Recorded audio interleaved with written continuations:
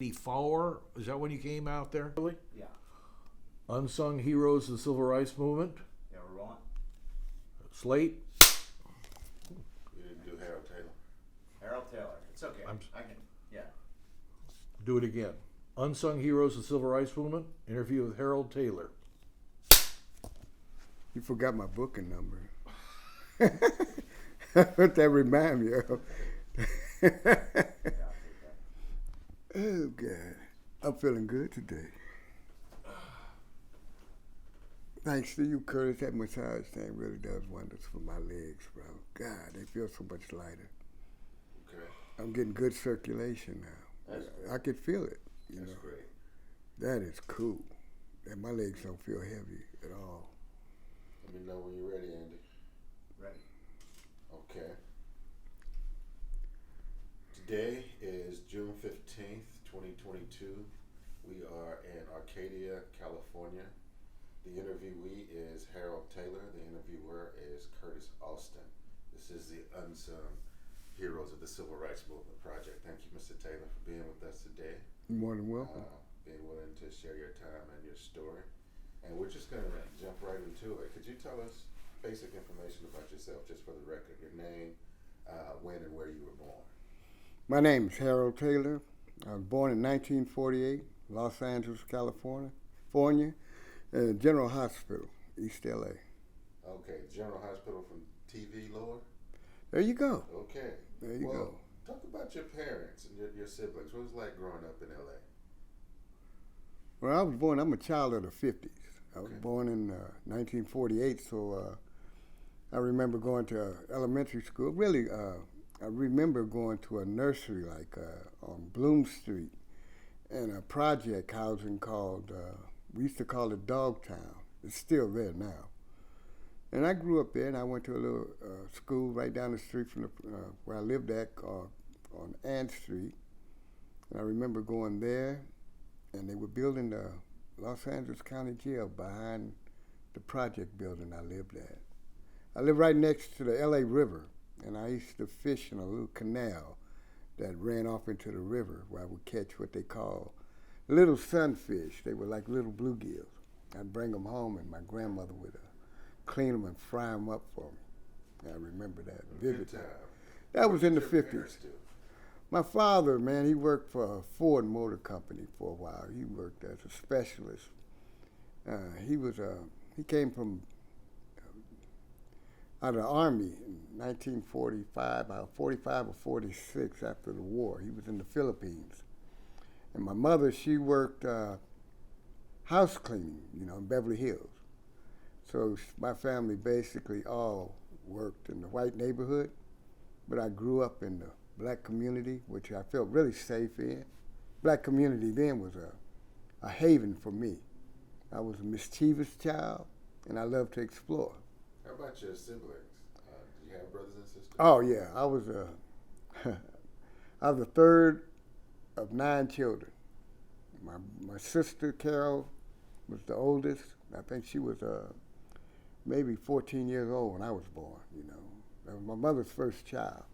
My mother had my sister when she was 14 years old. Out of the South, back in those days, people had children at a very early age. But me and my brothers, we loved to explore. We were mischievous kids. I know I was. How many brothers did you have? I had 5 brothers, but at that time it was only 4 of us. There was me. There was Robert, me, Ralph, and Carnell, and we fought amongst ourselves, kids. You know how boys do. And at that time I had 1 sister. Well, no, 2 sisters. It was Linda and Carol. Carol was the oldest. So did growing up in Los Angeles affect your attitudes about race or racism? Well, yeah, not so much as it did when I went to Louisiana. But I didn't get exposed or have inner reaction with anybody non-black other than school teachers. At the elementary school I went to. Other than that, I saw very few white people. And the only time we ventured out of the community was when my mother would take us to work with her sometimes. And my mother worked as what do they call them at the time? Well, they cleaned people's houses, you know. And she worked for the Lone Ranger's mother. And The actor who played the Lone Ranger? yeah, the original Lone Ranger. Yeah. The series that used to come on when I was a kid. And that was the only time I'd been exposed to white people. Now, in the summertime, my mother would take us to work with her because we had no babysitter and stuff like that. And he would tell his mom to bring us out to his ranch out in that was at Malibu, yeah, Mulholland Drive, off of Mulholland Drive. In the summertime, we would go up there and he'd show us tricks with his horses and stuff like that. I didn't know people lived so extravagant. You know, they had everything. Everybody had swimming pools. It was nothing like where I lived at. Well, it was different from night and day. So And that got you to thinking about race, but you mentioned Louisiana. What about Louisiana? what really got me about Louisiana was a lecture I got on the way to Louisiana. My grandmother, I was very close to my grandmother. And she had gave me these lectures on how to act when I got there, what to do and what not to do. For example, she would say if you were walking down the street and two white people coming, it wasn't a sidewalk, it was like a wooden board. Like a boardwalk. Like a boardwalk, yeah, that was a sidewalk. We'd have to step off, even if it was mud, and get out the way and let them come by. And don't look at them in the eyes, you know, always look away. Didn't understand that. I questioned it, and I was always taught to do what you were told, not to, respond negatively and don't question. What did black people say? Old folks would say, do not spute my word. That would mean dispute, but they would say spute. And you do what I say and listen to me and don't make contact with them. And that didn't fly with me. I didn't understand that. And don't play with those kids because you have to get permission to play with them. You got to find out if their parents want you to play with them.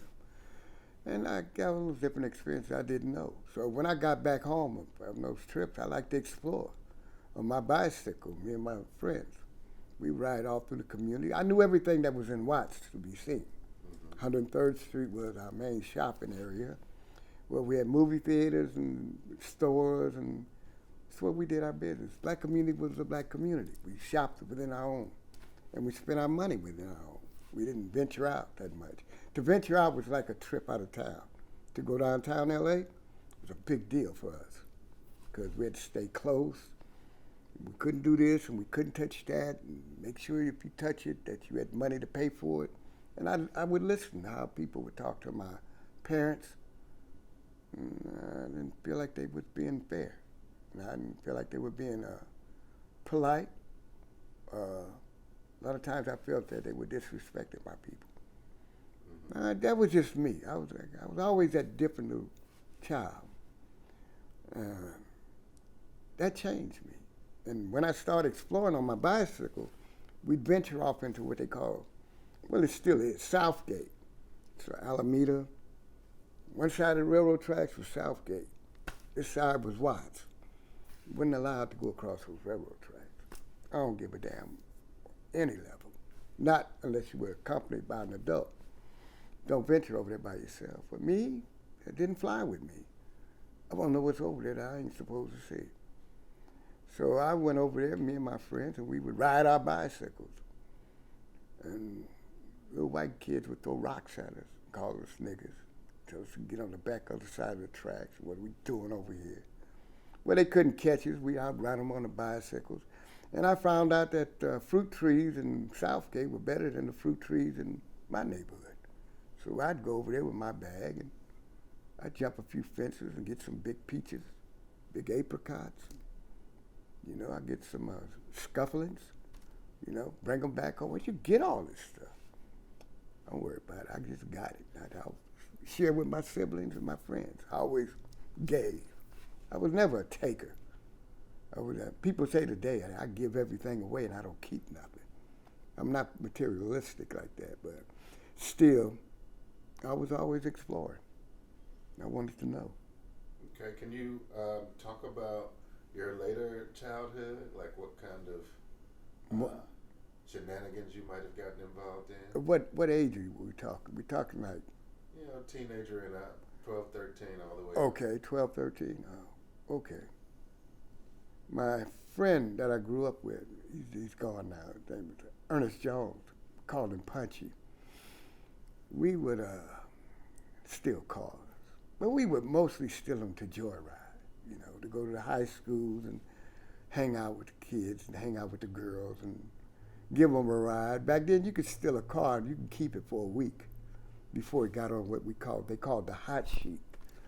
Now they got computers. You can't have that thing 2 hours before they know where it is, or they can shut it off or whatever they want. But then you treat it like it was your car, man. Hide it and wash it and clean it and go have fun and go to the beach. And, you know, everybody thought I was cool, you know. Then we started taking them to Tijuana. We steal cars and take them over there. And we'd sell them for a little bit of nothing, a couple of pounds of marijuana, and come back and sell it, you know. We'd go over there in a new car, a fairly new car, if not a new car. We'd sell it for some weed. We'd come back and we'd sell the weed and smoke it. We didn't work. And we'd just sit down. And what really, really changed me was the Watts riots. But before the Watts riots, I had been in what they call a juvenile camp. And that was for stealing cars. I finally got caught. It was funny how I got caught. Me and this guy that was stealing cars together. I quit stealing with Punchy. Punchy got smart and he realized that stealing cars was not a prosperous thing, you know. So I found a new crime partner. I introduced him into stealing cars. And he fell in love with this blue GTO that we had stole. We got caught. They let us go because we didn't strip it or nothing. We just joyride. He went back and stole the same car twice. The owner would always leave his car in Southgate. He would leave his car every morning. He would start it up. He'd go back in the house, get his coffee. We see him go in there to get his coffee. We go get the car and we'd go. And the police got behind us one time and we bailed out and I took off running one way. I told him, don't follow me, let's split up. Well, he didn't listen. I ran down the alley and I climbed up on this little roof and I was hiding behind this big fig tree. There's lots of figs. And I was sitting up there, I was hiding behind there eating a fig, waiting for the police to go by. And I heard a noise. It was the guy I was with trying to climb up where I was. I was like, man, get the hell out of here, you know. Go find your own spot, man. You're going to get us busted. He didn't do that. He kept trying to get up there. And when he finally got up there, police had seen him. So he come down there and he says, I got you. Bring your ass on out. Just come on down. So I'm thinking he's talking to me too. So I step out, I said, oh, both of you up there, jackpot. I got 2 for 1. So that's when I went to juvenile hall. And they let me go from that car there. So I got right back out and I went and stole another car. I went out a week, I don't think. I stole another car. Just being a kid, you know. And I didn't have nothing else to do. And I got caught. No sooner than I stole that car, I was caught, you know. And this time they sent me to camp. I think it was 1963, 64, something like that. And I was in jail and I met this guy named Emmett Rand. Him and this other guy named Harold Jones. They were animate readers, you know. They introduced me to Black history. And I started reading different books. That's why I was telling Matt earlier. I met people like Che Guevara, you know, Fidel Castro, Patrice Lumumba. I got exposure, so I got locked. And I started reading stuff. And I got a date to get out. So I'm walking the line, I'm being a good guy. I went out.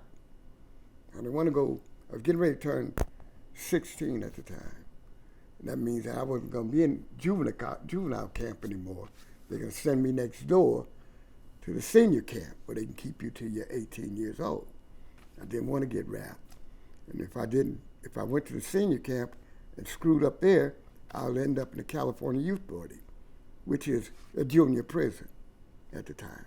Tracy was part of the California Youth Boarding. Soledad was part of the California Youth Boarding. They were sending minors to prison back in those days. And I didn't want that. So when I got out, I got ready to get out. They killed Malcolm X. And I was thinking about joining the Nation of Islam.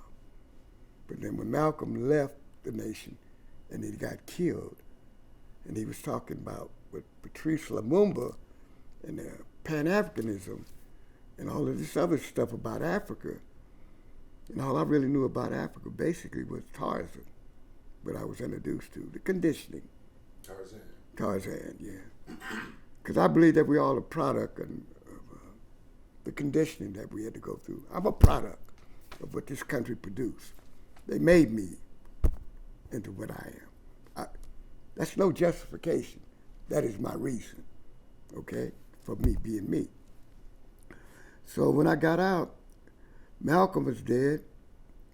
I ran into an old friend I was in jail with, Harold Jones. Tuwala. He changed his name to Tuwala. He joined the US organization. He was introducing me to the US organization. He wanted me to join. I couldn't get it. I couldn't get the...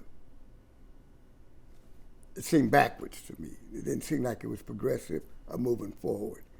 All they did was huddle around and talk about Africa in a romantic sense, not the realities of Africa, of what was really taking place. Not the Africa that I had come to know from Patrice Lumumba and Kwame Nkrumah and people like that. Not the Africa I knew. And I was looking for something. And you said then Watts happened, 65 happened? 65 happened. So what about the Watts uprising? I was in the Jordan Projects, man, sitting on a grass spot on 97th Street. We used to call that a hangout. And we sit there, we'd hustle in the mornings to get about a half a pound of weed and a bucket of chicken and a half a gallon of Valley High wine. And we'd sit there all day smoking weed, listening to John Coltrane, Miles Davis, and watching the girls go by. And one night, it was on a flash, a riot broke out on 117th Street in Avalon. Something about the Highway Patrol and the Fry Brothers. We all looked at each other at the same time. Let's go.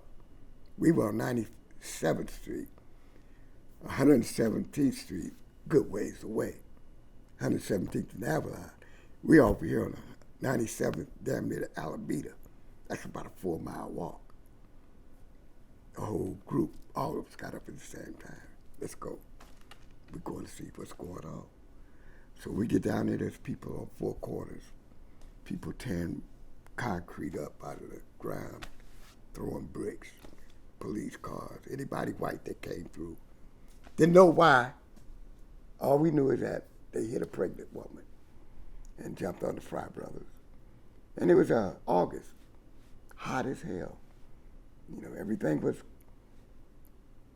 fed up. I was fed up. Everybody was fed up. With what? With the way they've been treated by the LAPD. How was that? It was established that whenever the LAPD, they always talk about gangs, but the LAPD was the baddest gang in the whole city. They ran the city. They did whatever they wanted to do. They beat you. I mean, whenever you got arrested by the LAPD, it was automatic ass whooping coming. You know, you need to be ready for it. They would tell you, assume the position, and that don't mean hands against the wall. That means protect your head and hit the floor and get in a ball because you're finna get beat down. That was the position. And I'd been in 77 many times. I'd had those ass whoopings. What's 77? That's a police station on 77 between Broadway and Main. I lived on 84th and Broadway for a long time after I moved from Watts. But everybody had to go through 77. So you had a close relationship with the 77 precinct? And the Nadu Police Department, the Sheriff Department, yeah. They all knew me by name. I was just mischievous. Same police would always, oh, I know him. Come here, you know. They'd slap me around. You always expected to get beat, you know. And you're 15, 16, 17? I was 11 years old, first time I ever got hit by a white man. And he was a cop. What happened? He slapped me 2 times because I wouldn't talk to him. He said I was eyeballing him. I made eye contact, and I wouldn't drop my head. He asked me, was I eyeballing him? I never said nothing. I just kept looking at him. And when he slapped me, I didn't take my eyes off of him. I kept looking at him. I know my eyes welled up with water. I was angry. And that made him really extra. He really was highly upset with that. So they took me down to a Nadu police station, the sheriff department. They beat me up a little bit. They let me go. They'll send you home packing, walking. Walk on back to the house. I lived on Carocious at the time, the first time with the sheriff department. I had to walk from Nadu all the way to 95th and Carocious. Nadu was up in the 60s off of Compton Avenue. That's a long walk for a kid back in those days. They took my bicycle, say I stole it and all that stuff. My grandma came and got my bike. But I had plenty of experience with the LAPD and sheriff department. It was a gimme. So by the time Watts came, then you sort of had a sense that this is justified. More than justified. To me, it wasn't a riot. It was like a rebellion. What's the difference? They're both spontaneous, but the rebellion had meaning. See, the riot was people just acting out of frustration. To me, the rebellion is that we were finally attacking the enemy. To me. Attacking how? By throwing bricks at police officers. I never throw a brick at anybody before other than another black man.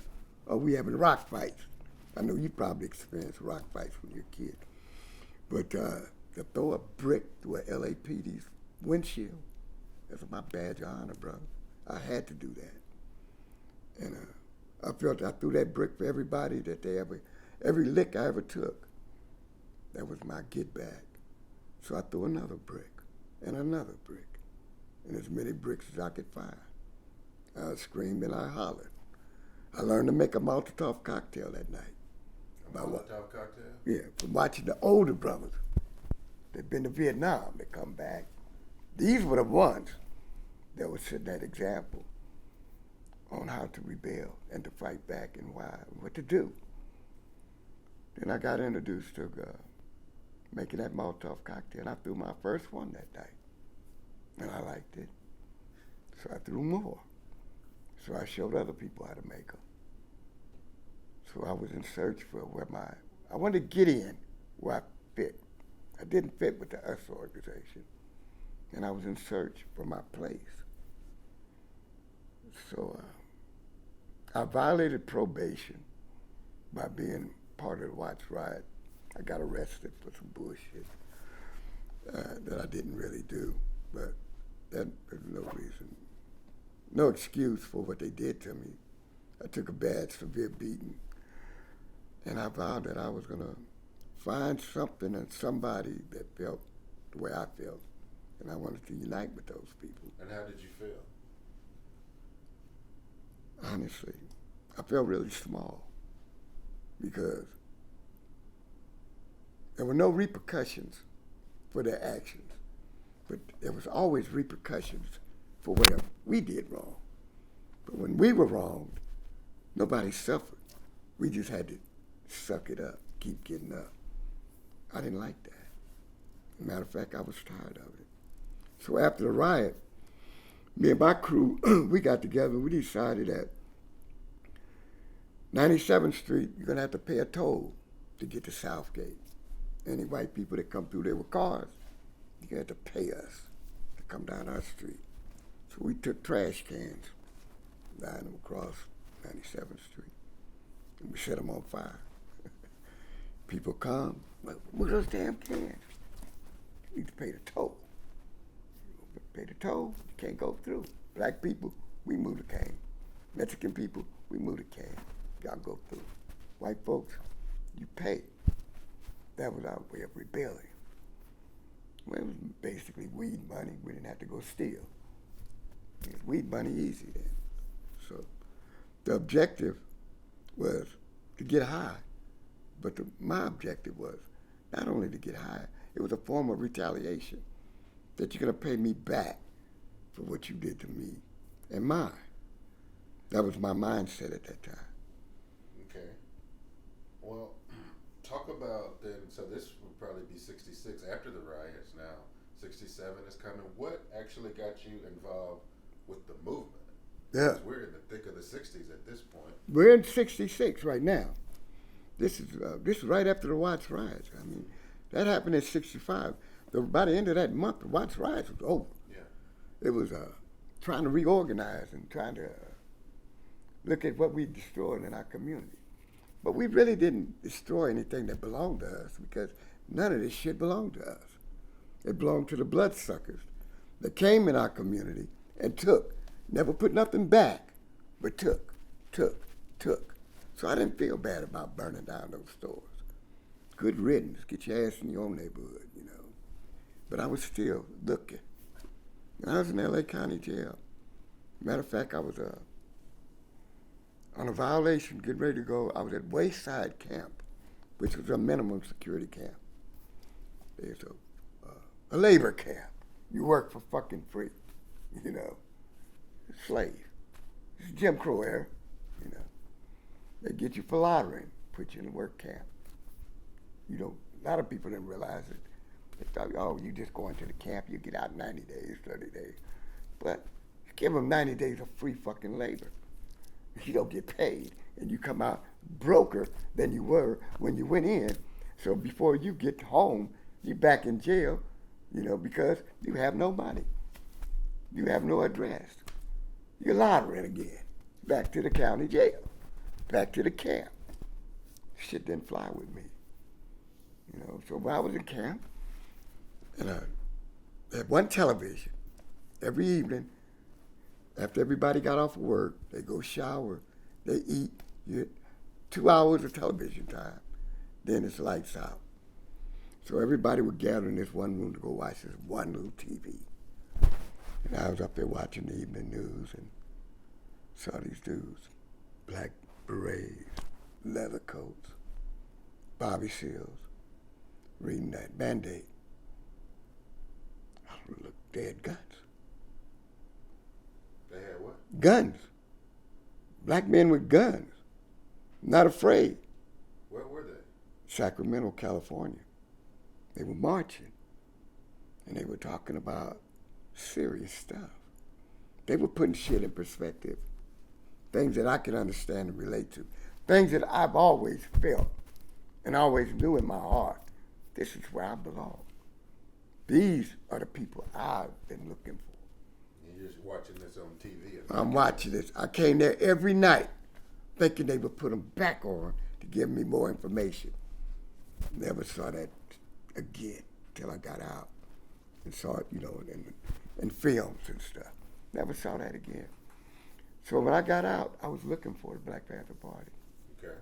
I'm gonna fix that microphone. Oh. I moved. Yeah. I'm sorry. No, you're doing great. It's just Get you some It's a water little while better. we do this. Yeah, I'm dry. My medication makes me dry. But I'm sorry about that.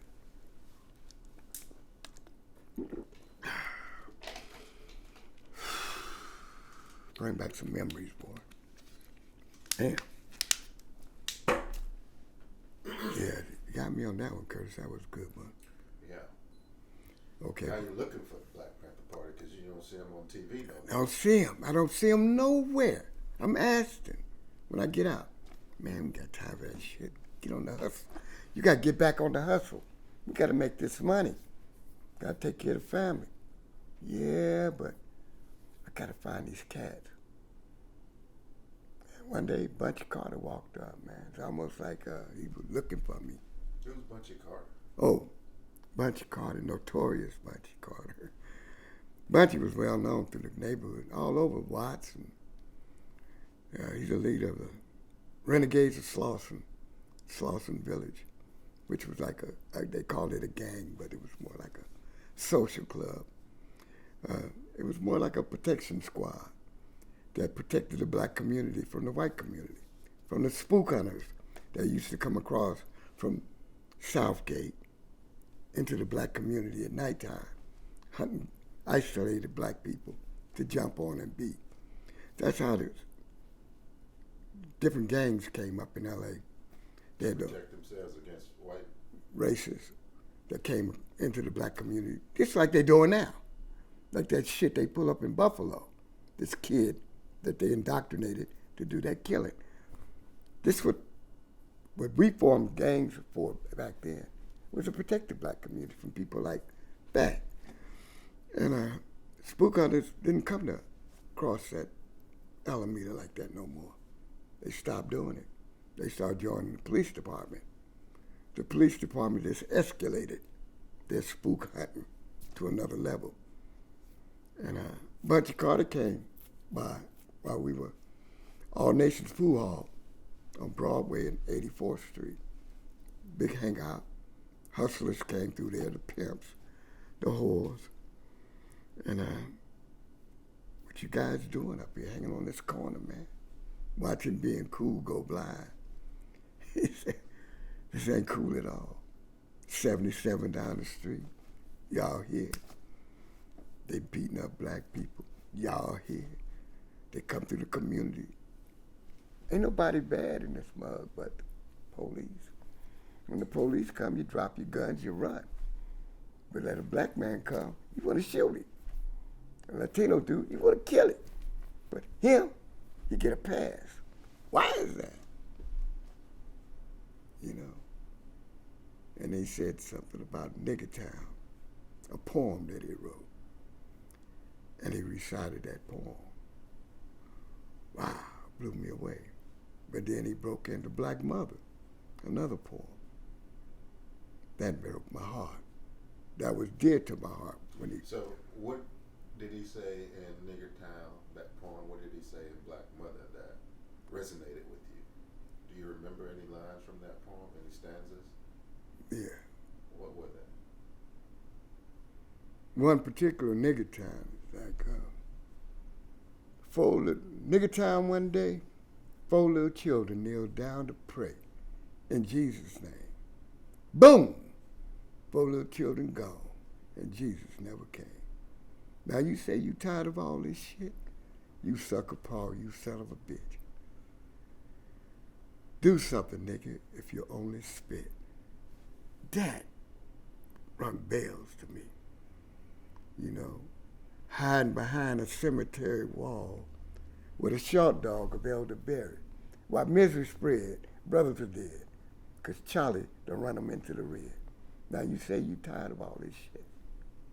You're still a sucker Paul and a son of a bitch. Do something, nigga, if you only spit. That was cold.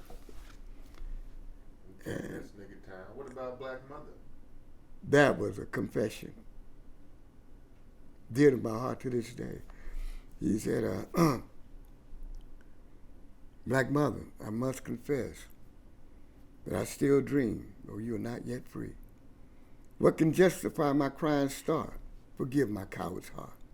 But blame me not, the sheepish me, for I have just awakened from a deep, deep sleep. I behaved, dazed and scared, and vipers festered in my hair. Black Mother, I curse your drudging, the rapes, the heartbreaks, sweat and tears.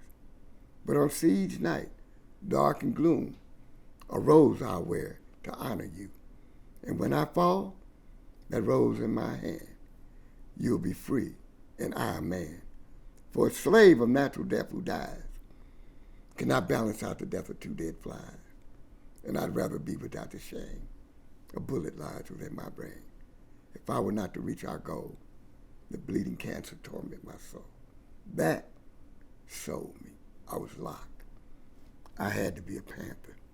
You standing on the corner, hearing the leader of the Los Angeles Chapter. recite this poem. Right. And that To me and pulled you in. my homeboys, right there. Week later, well, that's not a week later, a month later, we opened the office right there on 84th and Broadway. I showed you that little building. And I functioned down the street from my house. I worked out of that building.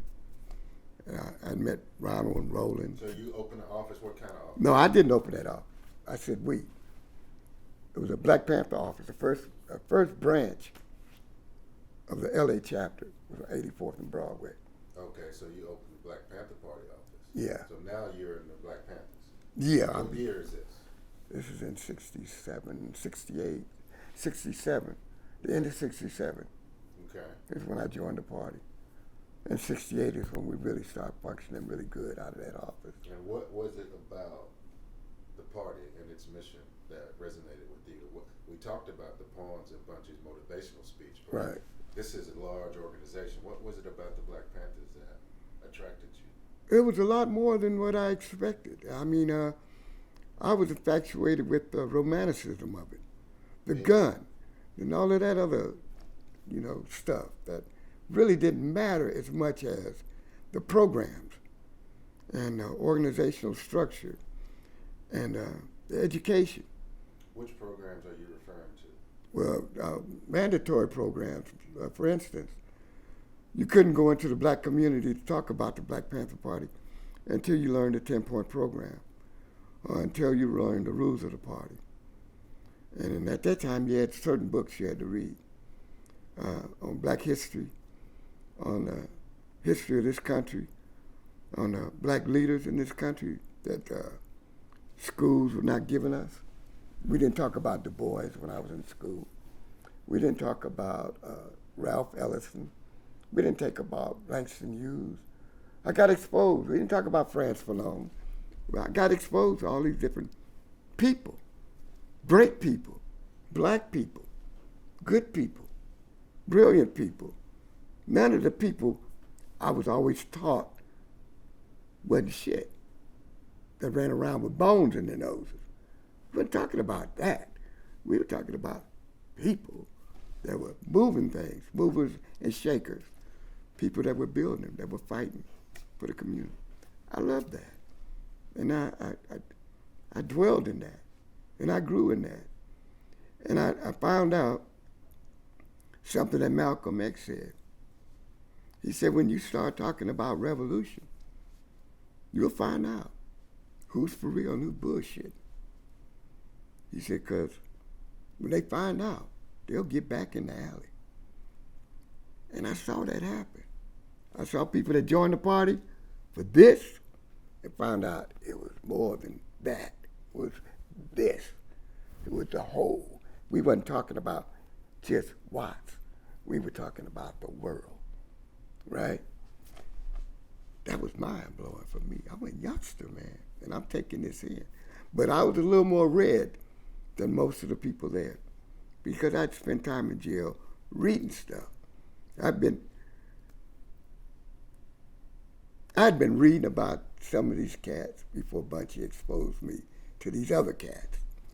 Till I got exposed to Kwame Nkrumah.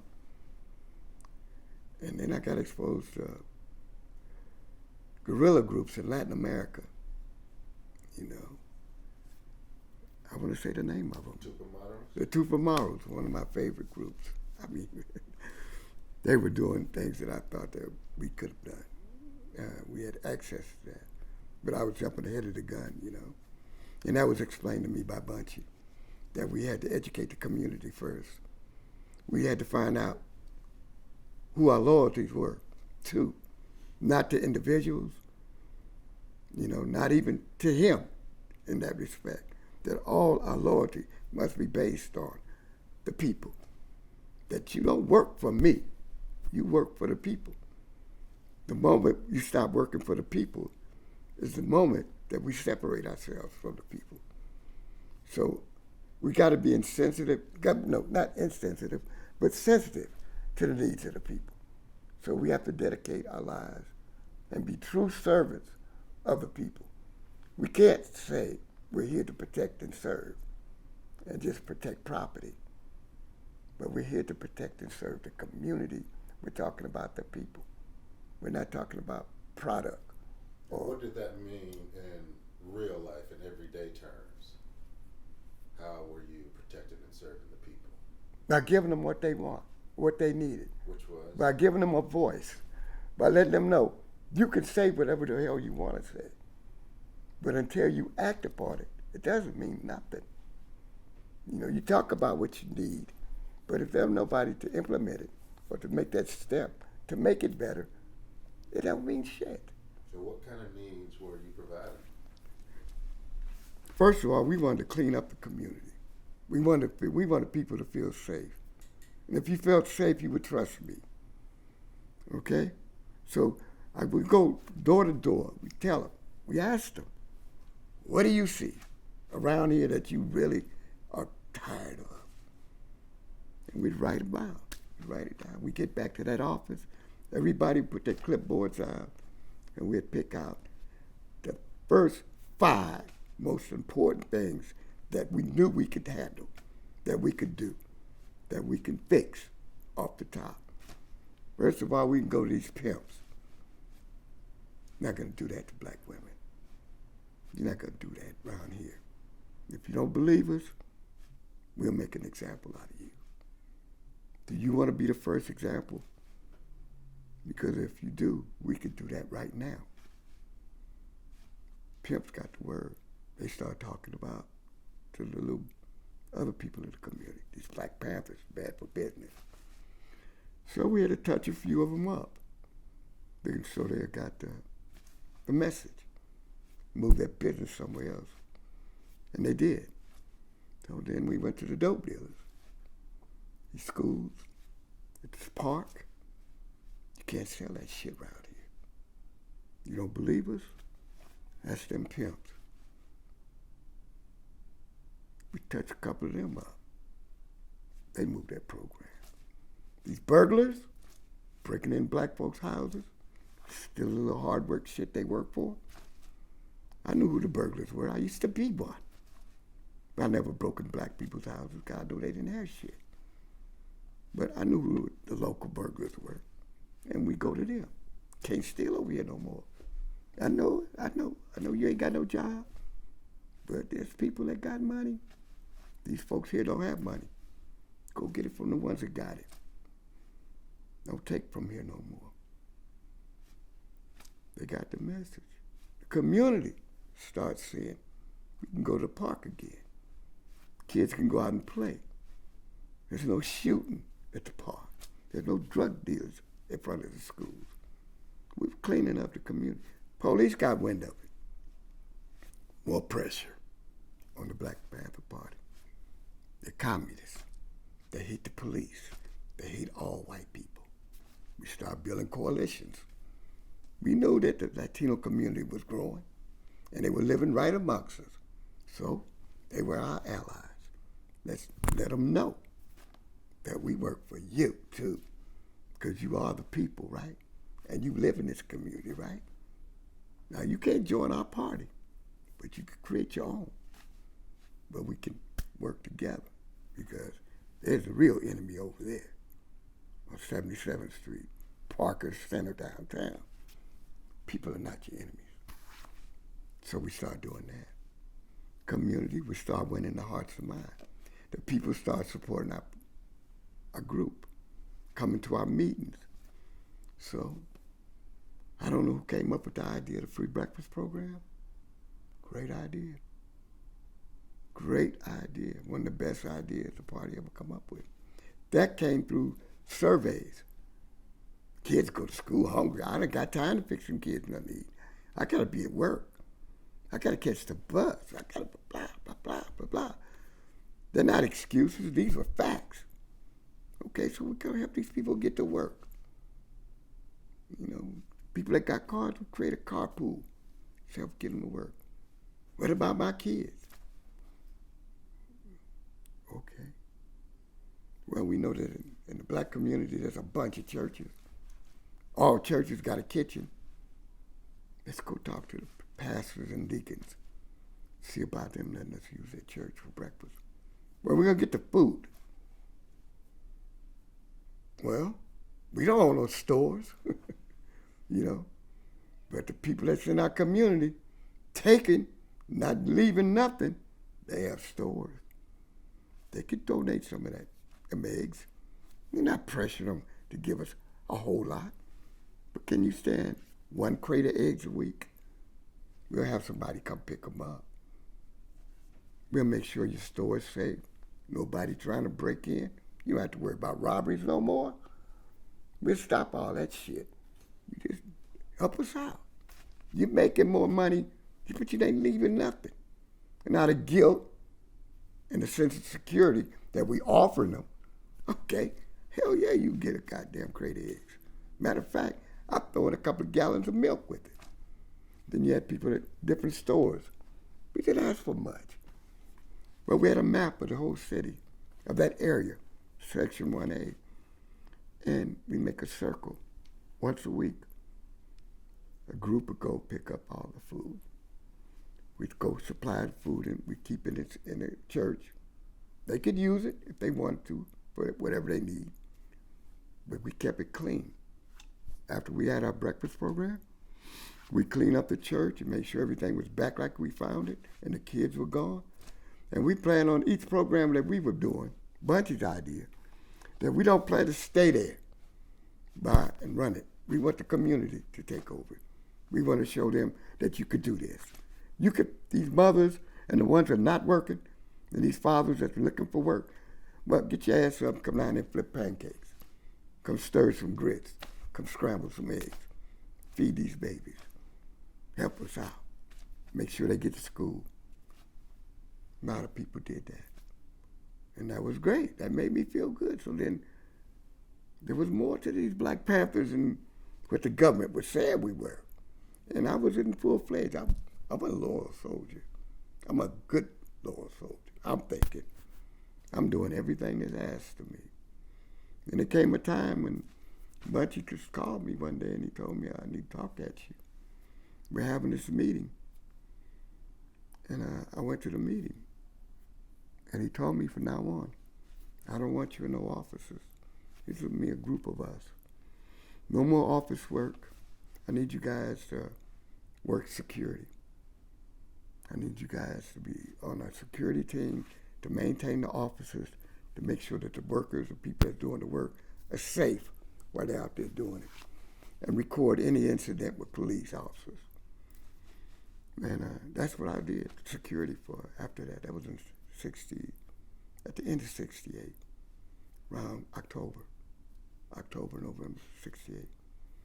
Yeah, and that's what I was doing. And I was going from LA to San Diego and Santa Ana, anywhere where LA chapter had branches. I went to all of them, made sure things were secure, and I worked security. And Bunchy considered me being underground and not being out front with everybody else. So I would always come in and out. Nobody never knew where I was. I would be gone, and all of a sudden I would pop up. I never liked to introduce when I was going to appear. I always walked up on them unexpected. That was my way of being secure. It made me feel safe. Okay, so you've gone from what some might describe as an incorrigible kid to a juvenile delinquent, and now you are in the civil rights Black Power movement, working for your community. Serving other people. A servant of the people, and you've done so well that the leader of the largest chapter of the Black Panther Party has pulled you off the main line and put you in this other special group. Yeah. Something he called underground. Well, he called his wolf pack. His wolf pack. And so we will take a quick break here. And the next part of the interview, we're going to want to hear your stories and experiences in that area of your service to the people. Okay. All right. So let's take a break right here. Cool. And okay. Yeah, I'm rolling. Okay, so we're going to come back into it. And I just want you to help contextualize something for our viewers, and that is you're now being pulled into this other area of service, but I'm just curious about what kind of interactions in 68, 69 you might have had with the LAPD. Because you say what the government says about it, but isn't it also true that there were differences between the Panthers and the police? Oh, always. It was. It was the point where the police were breaking into our breakfast program.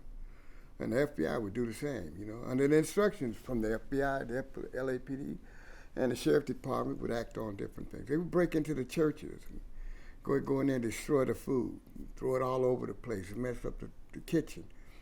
And the churches would, so the preachers would come and tell us that we couldn't have our breakfast here no more. But They did that constantly, but most churches continued to let the program go when they saw how much it was impacting the community and how much that it was needed for the children. And the children enjoyed it, being there, to be around each other and eat breakfast together and motivate them to go to school and learn, you know. And plus, we would give them little tidbits about there's nothing wrong with being black and being proud, or being brown and being proud, you know, that you matter, that what you do and what you say is a reason for those things. And why do you live under the conditions that you live? And why we had to formulate this Black Panther Party and why we had to have these programs so you guys can come and feel safe to eat, you know. And no, we didn't want drug dealers at the park. The park is for you guys and your families to enjoy. It's not for the drug dealers to do their business. No, we want to make sure that was going to happen. And then we pointed out, if the police really want to do their job, go get the real criminals. Don't quit accusing us of being criminals when we're trying to feed the community, all right? Protect the community, provide for the community. Your job, which you were getting paid to do. We're not getting paid to do this. We're doing this because we love our people and we want to take care of the people. And yeah, that was. What was the party's response to the police ransacking the offices, destroying breakfast? Well, like, what did they do? Well, mainly all we could basically do was politicize it and to talk about it and to take pictures of it and to show the people that this is what they were doing. And the people were the ones that helped us clean up the kitchens. Right. We need these food programs. And they the one that talked to the church and told, no, you can't kick them out. Why would they destroy their own breakfast program? Who would come down and do this to these kids? So there was no more serious response than that? You're telling me the Black Panther Party was a non-violent Well, we did some organization? things. We did some things, you know. Like, some, for example? I can't talk about some of those things. But we did some things. There was a consequence for your action. That was another thing that a bunch of you used to always install on us, is that not only are we responsible for our actions, we had to make them be accountable for theirs. So when you attacked us, don't expect for us not to retaliate. And I'm not going to sit here and tell you exactly what we did and when we did it, but they know what we did, and they know when we did it, and they know why we did it, you know. And I think I'll leave that right there on that particular RICO potential consequences, you know.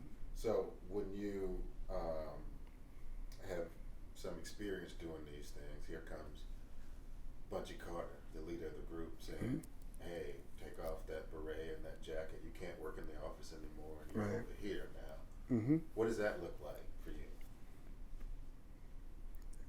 A sense of freedom in a way that I can kind of freelance and not go so strictly by the rules. And what is this freelancing? Certain retaliation moves I wanted to make, me and like-minded people wanted to do, that we wanted to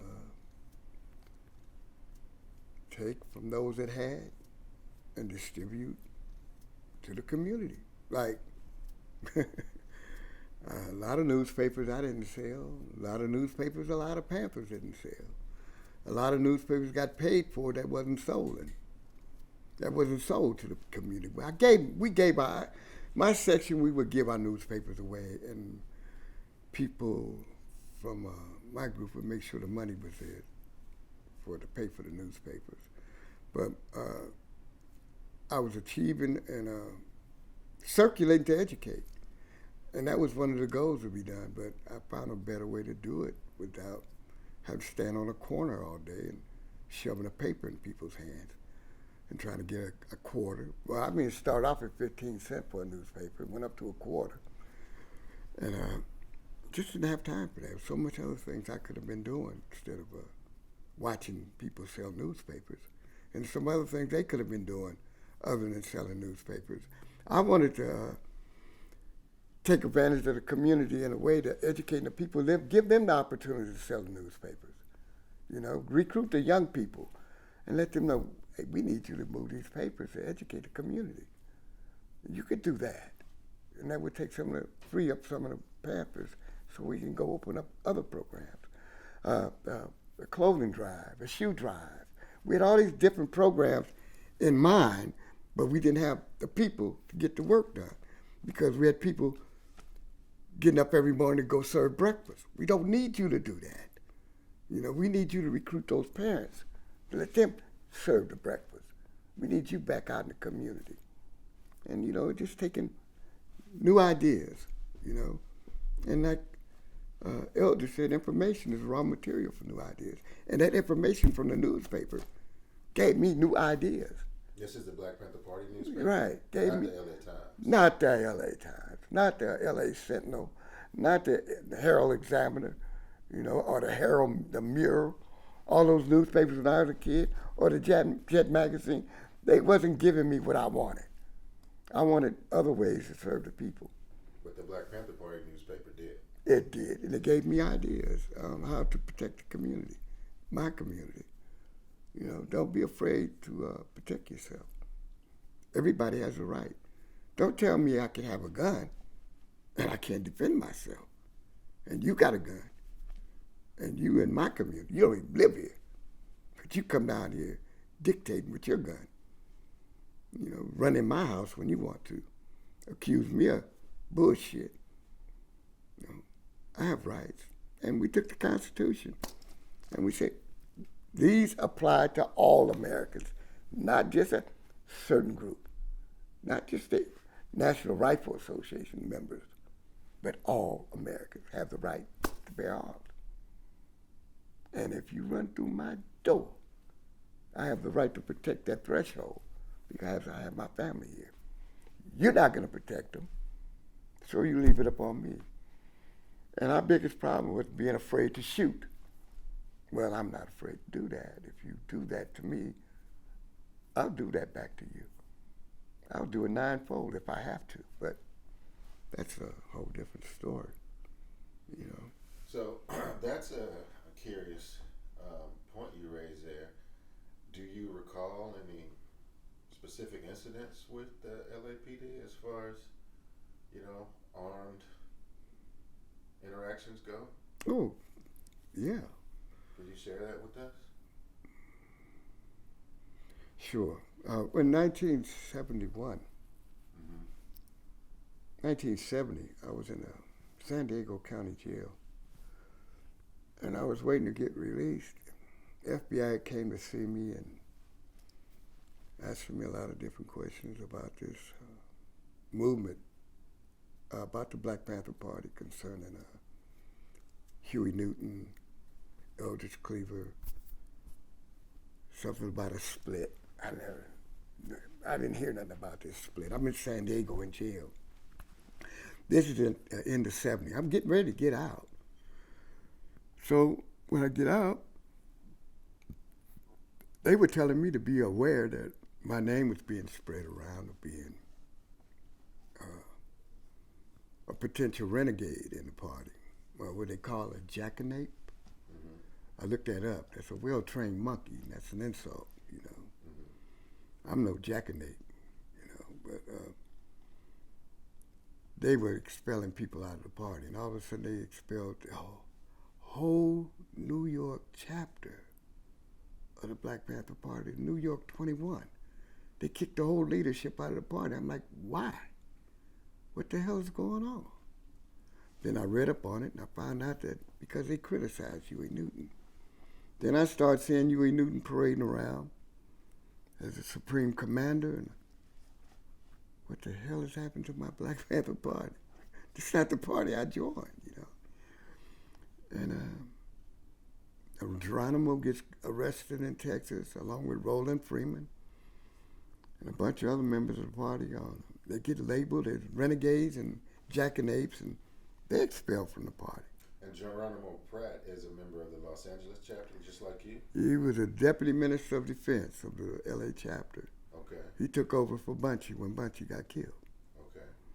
And they expelled him. So I sent word to him through his brother, what's going on?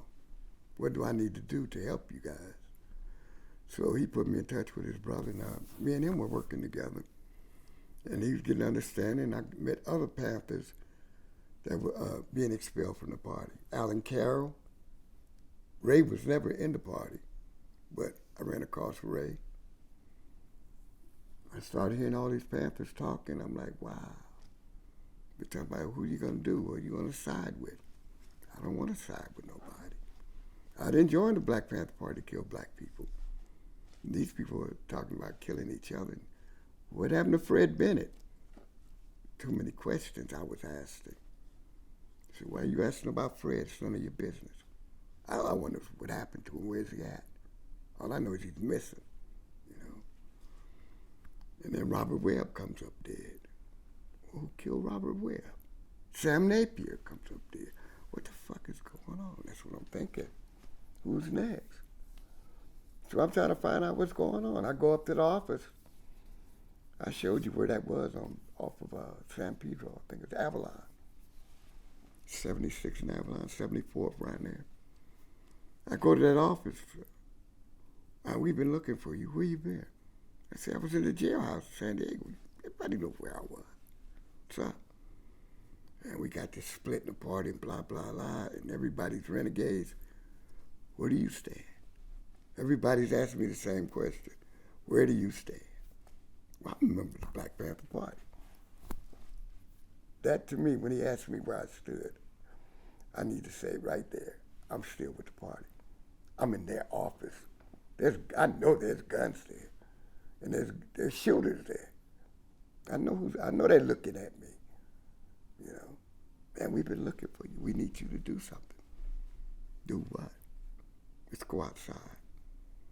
This guy, Jimmy Johnson, me and him got bad blood.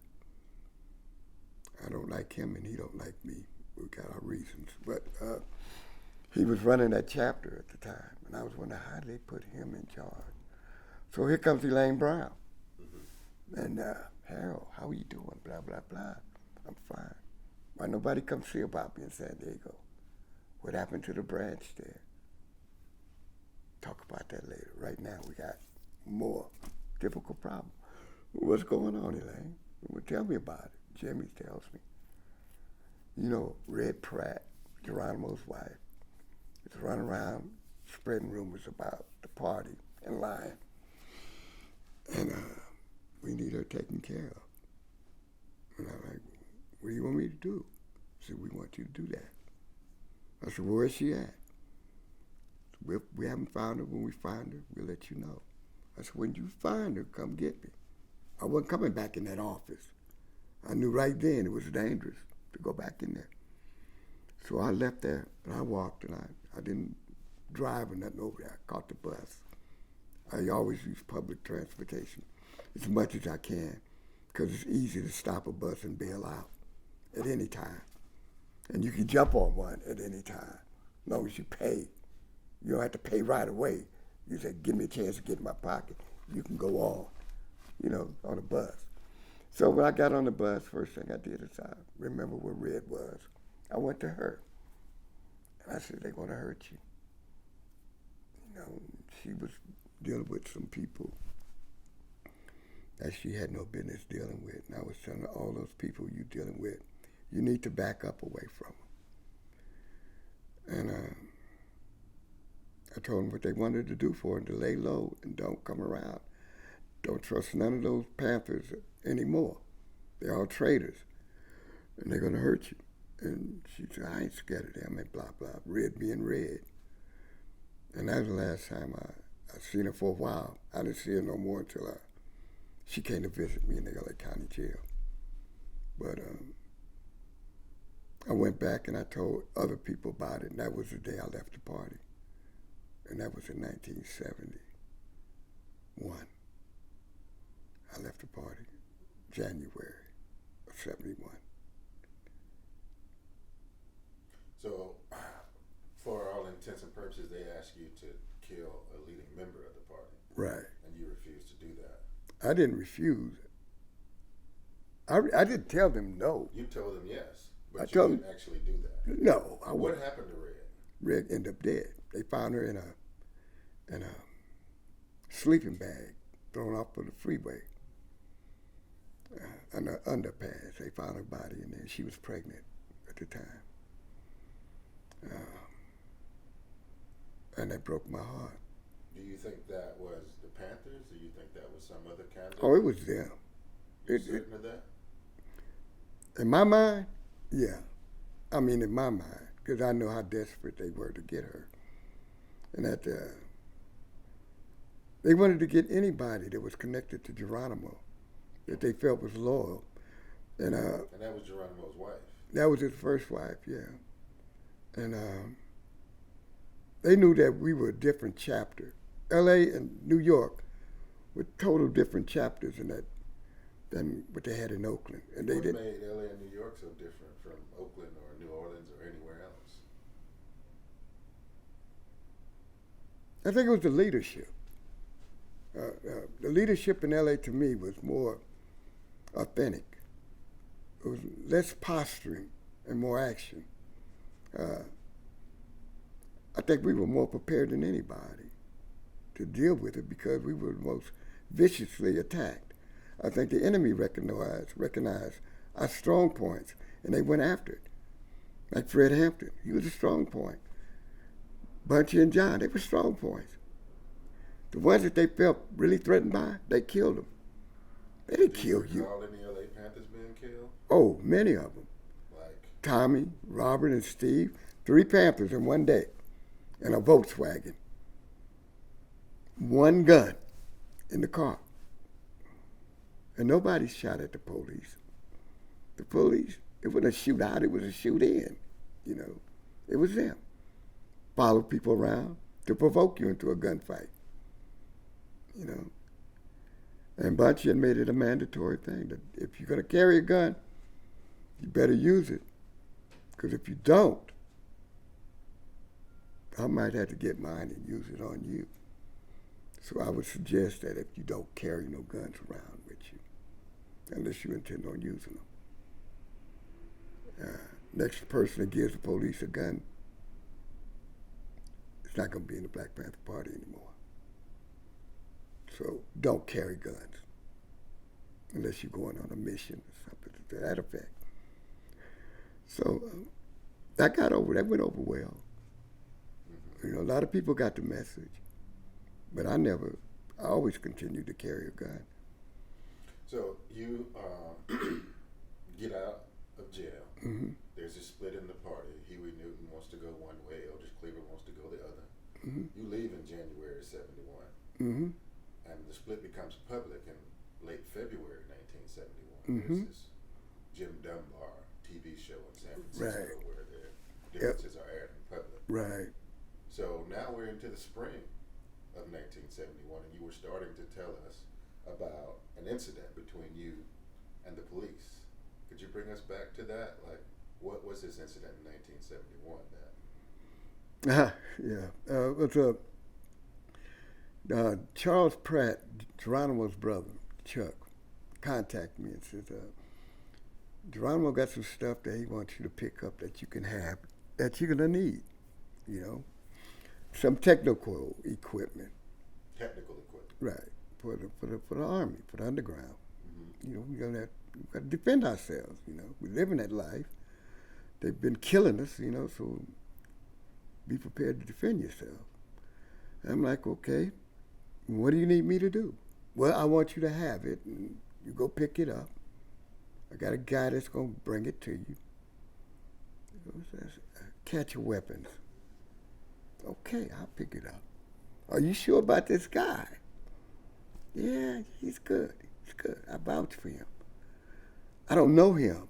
I don't like dealing with people I don't know, especially with weapons. And they may be hot weapons. I don't know what kind of weapons they are. I don't know where they come from, you know. Didn't much care, really. But I talked to the guy on the phone. He called me at my mother's house, which was strange. He called me, and he said, I got this for you. Can you pick it up? I told him, sure. Where at? He told me. 9 o'clock, gave me the address. Meet me there, I'll be there. I felt bad about it, so I went back and I I asked Chuck again, are you sure?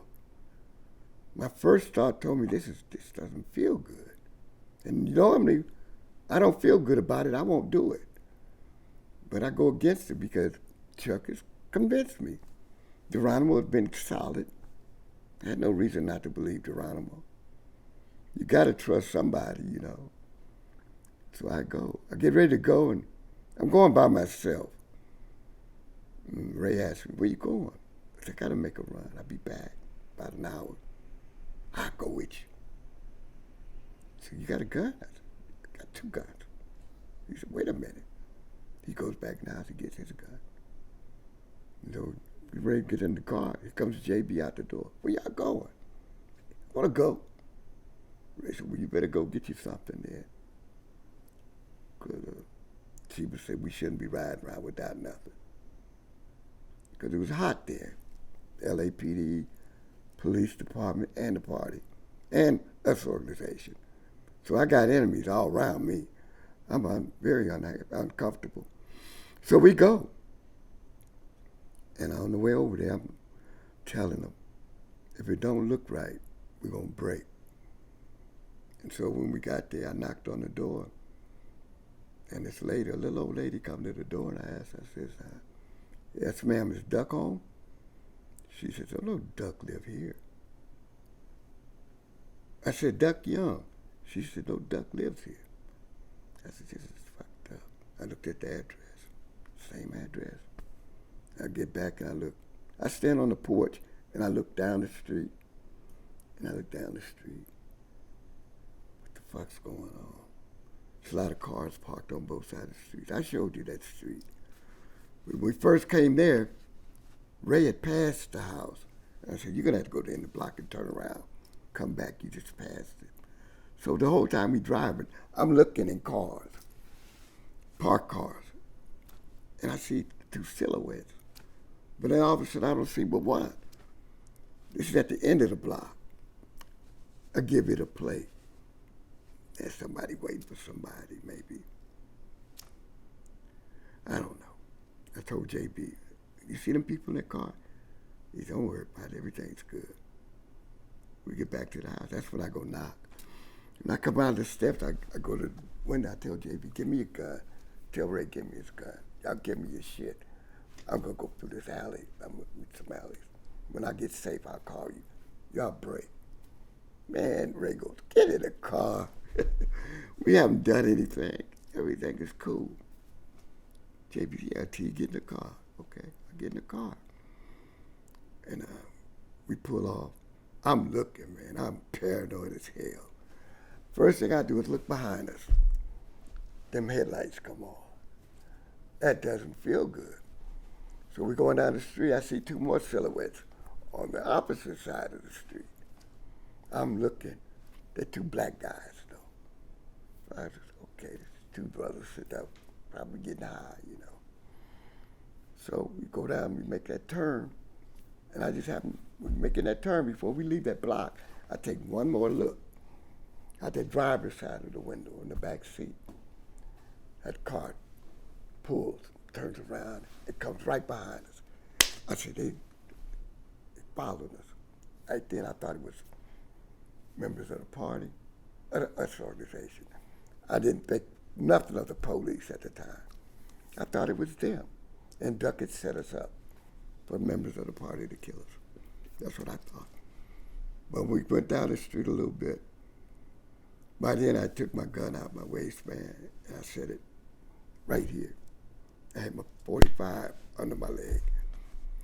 And so I was sitting there, and when we pulled off, I told Ray, I said, whatever you do, stay on a lit street, a well-lit street, so we can see what's going on. Then out of nowhere comes a black and white police car. Fast, too. Whips around the corner, past everybody, gets directly up behind us, as if he knew what car to pick out, and then put the lights on us. I said, oh, this is a bus. I said, they got a bus right here. I said, hey, we haven't done anything right. Gun charge in LA at the time, $65.50. We'll get out. all we got to do is give them $65.50 a piece, we get out. But this don't look like no regular bus. This is not a misdemeanor $65.50 bus. And I told Ray, don't pull over. Right here, it's too dark. And he missed the turn at Gage. And I said, oh, man, you're going right by the junior high school. It's at nighttime, but it's extra dark right there.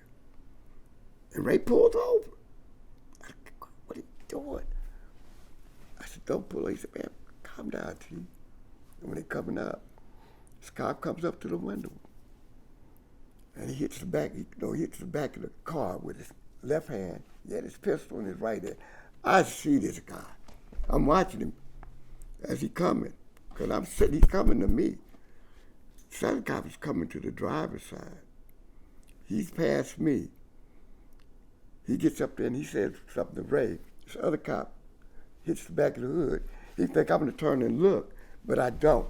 Instead of turning and look that way, I look this way. And when I look that way, there he is with his gun in my face. And he said, put your hands on the front seat. Put my hands on the front seat. I said, what's the problem, officer? He said, I said, put your fucking hands on the front seat. I said, hey, man, my hands are on the front seat. He said, I said, do it now. And he's shaking. And I said, this son of a bitch is going to shoot, you know. And no sooner than I thought that, I pulled my head back, and there was this big flash come right across my face. And I just reached, instinctively grabbed my pistol and come back. And I was like this, and he shot again. It hit me in the leg, and I started shooting at him. Next thing I know, I see this cop in the air, and I'm still shooting at him. And this other cop is shooting, and Ray starts shooting. And then it's this, all kind of gunfire out of nowhere. A semi-automatic rifle, I could hear it. Bam, bam, bam, bam, bam. He's coming from the driver's side straight across to me. So I lay down when it get to my turn. When he goes back, I come up and I start shooting at him. So he breaks and runs towards the high school. Ray and JB, everybody, it's just going on, man. It's a firefight. And it seems like there's just bullets coming from everywhere. And I didn't even know I had been shot in the head. I just felt warm stuff running down my face. And all of a sudden, my pistol flies out of my hand. I got hit in the wrist. So I grabbed my .45, and I come up with it in a jacket to put around in the chamber. And soon I turned that way, something hit me in the back of my elbow. I dropped my gun, and I couldn't move my right arm no more. So I had my gun in my hand trying to shoot out the window at this cop that was just blazing, you know. But I could see the silhouette, but I haven't hit him at all. And he's constantly moving. Before I know it, he's at the front of the car, and there's somebody with a shotgun behind us shooting. So I'm trying to eliminate the shotgun guy, you know. And then I get hit right here with buckshot in my hand. That gun comes out. So next thing I know, we all in there, and all I could hear is moaning, because we all was wounded. And I was just laying in the back seat looking up, man. And damn, they're going to kill us. I'm trying to get my gun in my hand before they come up to kill us.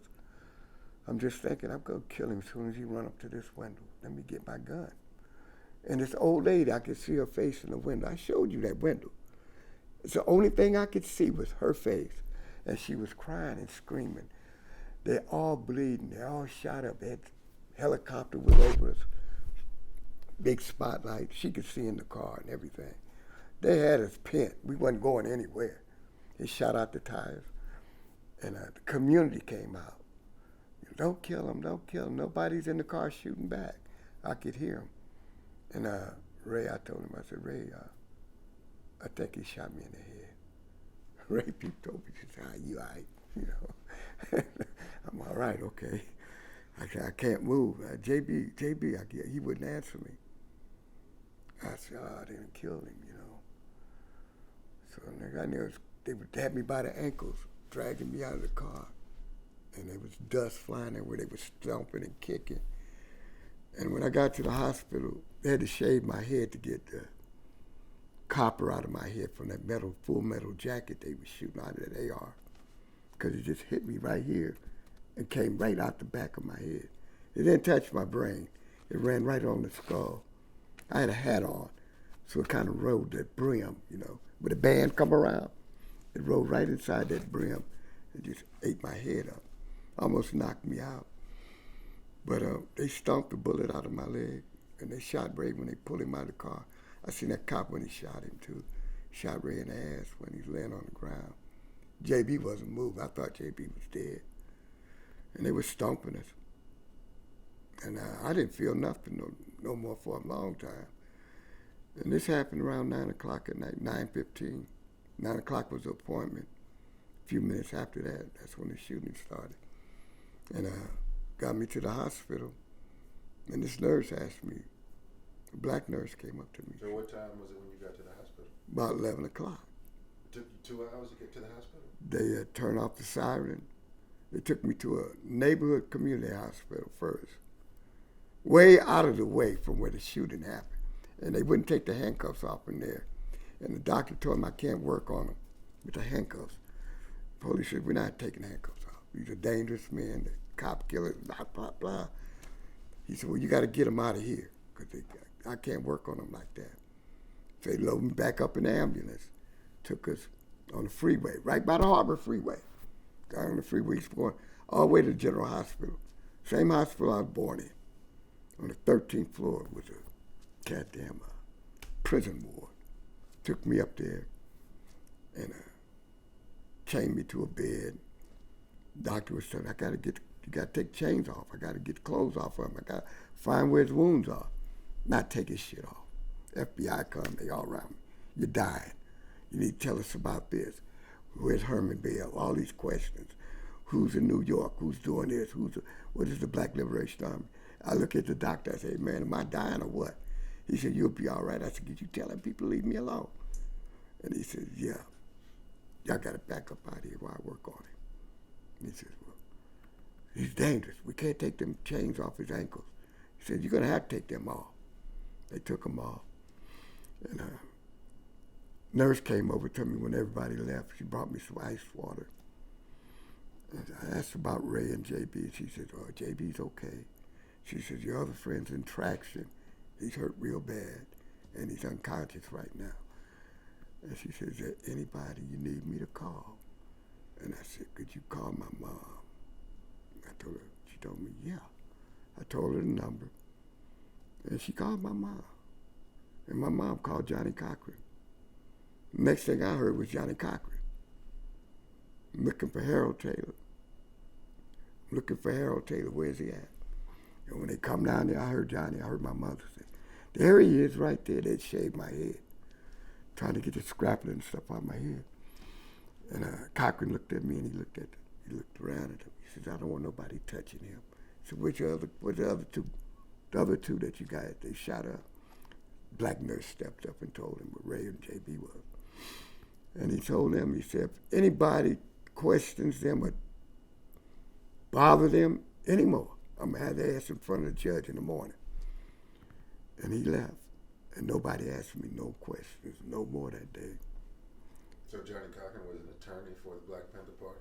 He was Geronimo Pratt's attorney at the time. Okay, but your mom called Johnny Cochran? My mom called him because she knew JC. Okay. And she called him. And he came to see about me. And he told her right then, I'm representing all three. You know, I'm the attorney of record. And that's he kept hollering at.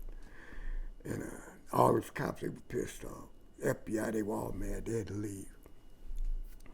They kept me up there for about a month. But Ray stayed in there about 3 months, you know. Then they took me over to the jail. That's when I put me in isolation over there in the hole. So you're in jail. What kind of charges do you have? Oh, 6 counts attempt to murder on a police officer. 6 counts attempt to murder on a police officer with a firearm. I left out of there with 6 counts attempt to murder on 6 police officers. And suspect and a murder on a police officer. They didn't say where it was or what, but suspect. They said that too. And where they get that shit from, you know. I know about the police. I was there, you know. But this shit, where does this other shit come from?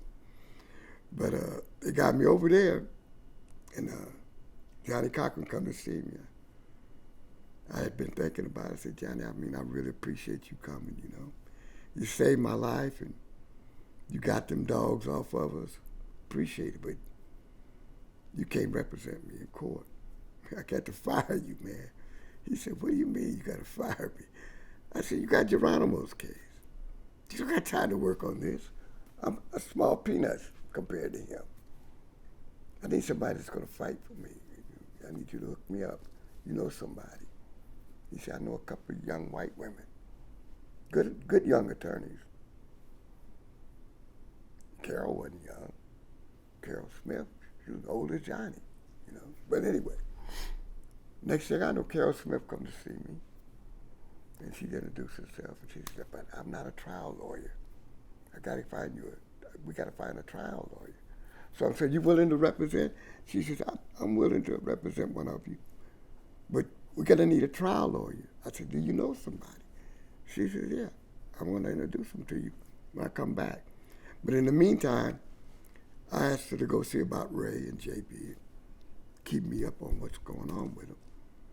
And so they from the National Lawyers Guild. So they were like running from courthouse, hospital, jailhouse, seeing all three of us. That's what Carol Smith was doing. Then Beth Livesey came into the picture, which was my lawyer. The court appointed her to be my lawyer because Johnny Cochran, I asked the judge to remove him because conflict of interest, you know, which was Geronimo's case.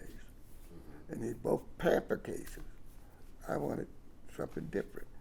The judge said, cool, I could do that. You can.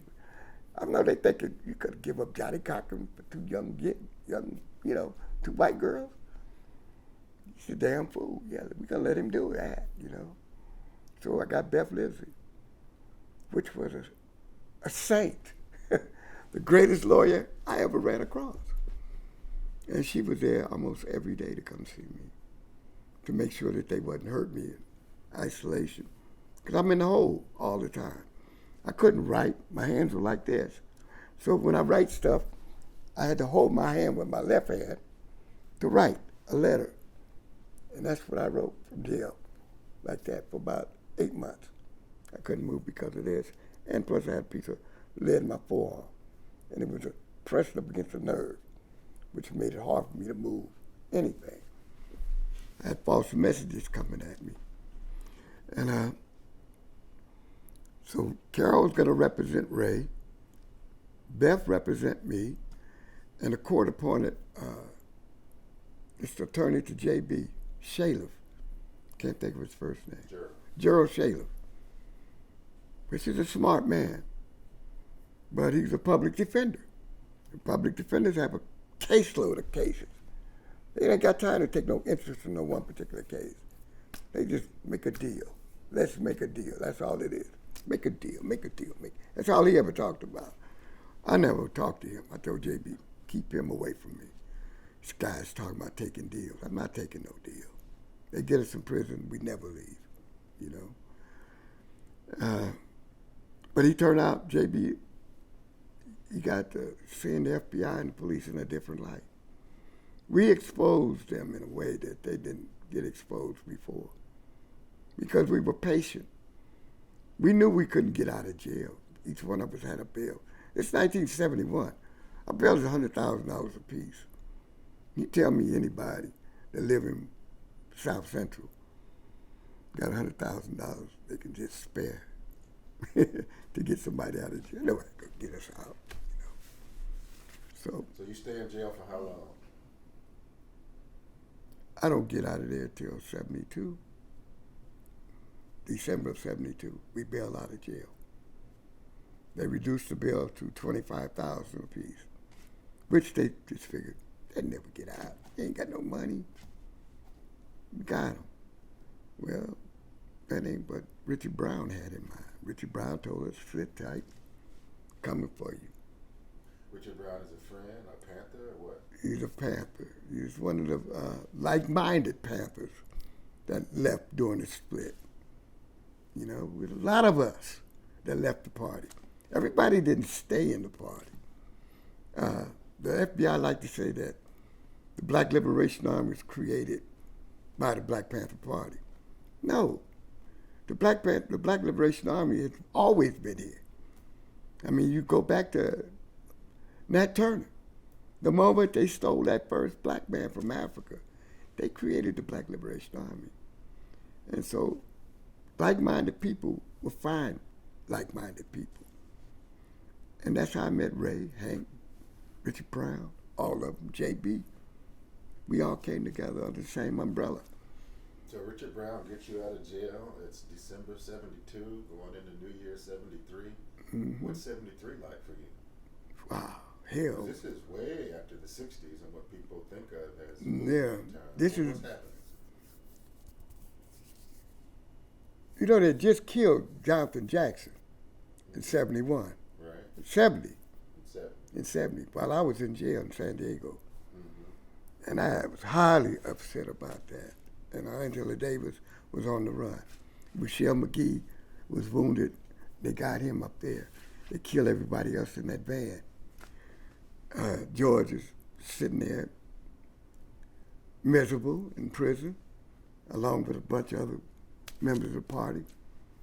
And one of my dear friends, you know, off the league, longtime friend, Bruce Richards, Robert Williams, these all Panthers that were still in prison, that we wanted to get out.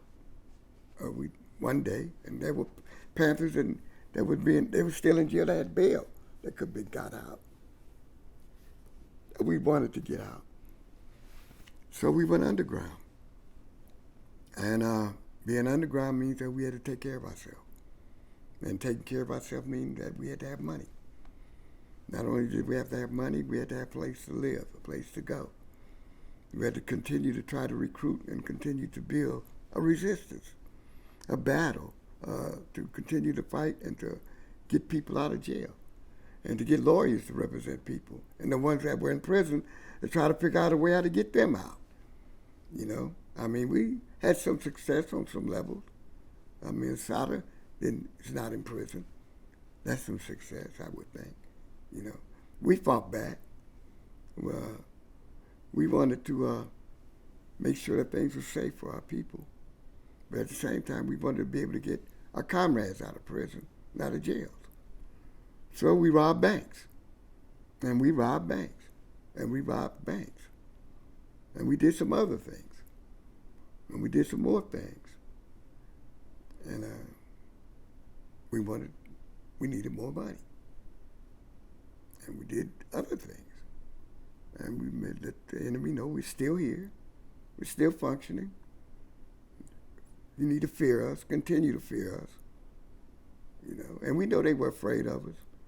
Just the way they would go talk to our people, our families. You know, my brother was in Vietnam. They would pull him out of the bush. They asked him where the hell was I at. And he's like, man, I'm in Vietnam. You pulled me out of there. I'm thinking I'm going home. Y'all put me out of that to ask me what my brother's doing in the Black Panther Party? Am I smuggling guns? Man, take me back to the bush. That's what my brother told me. He told him. He said, take me back. He was in the 101st Airborne, man. He wasn't no penny any punk ass soldier either. He was a good soldier. You know, just fighting for the wrong folks, you know. But then New Orleans came. What happens in New Orleans?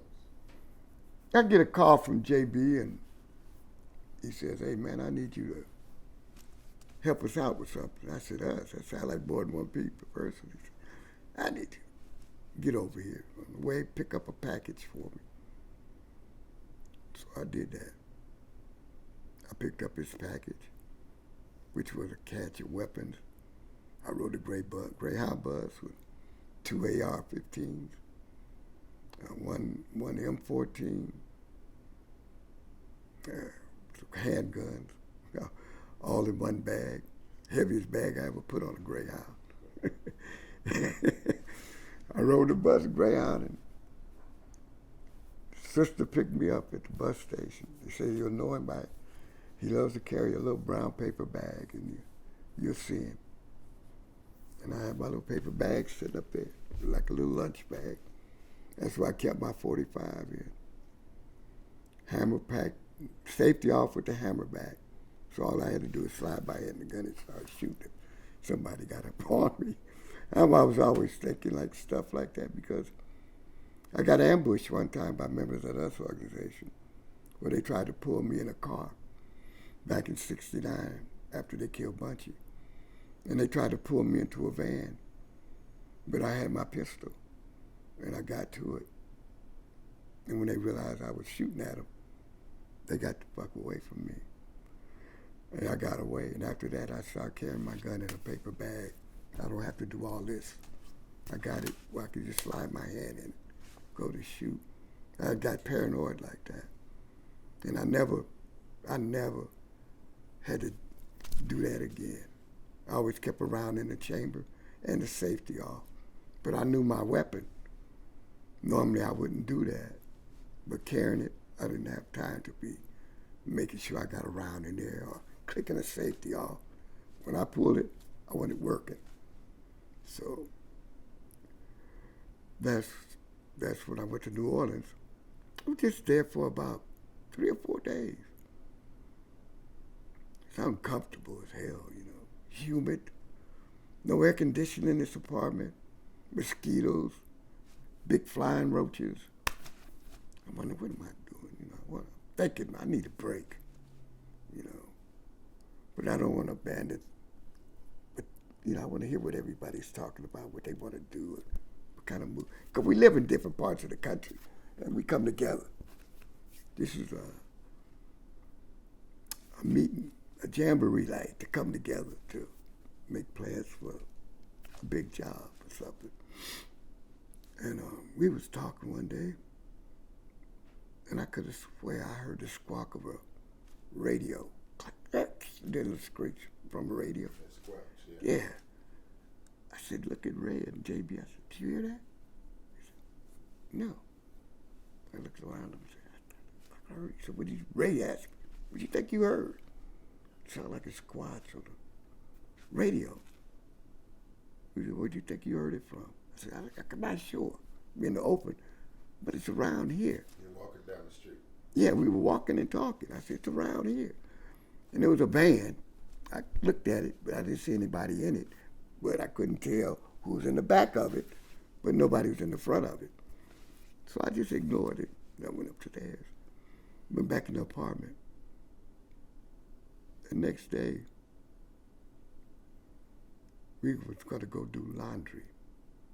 So JB, Kathy, me, and the baby, Kathy's baby, she looked barely a toddler, about 2 years old.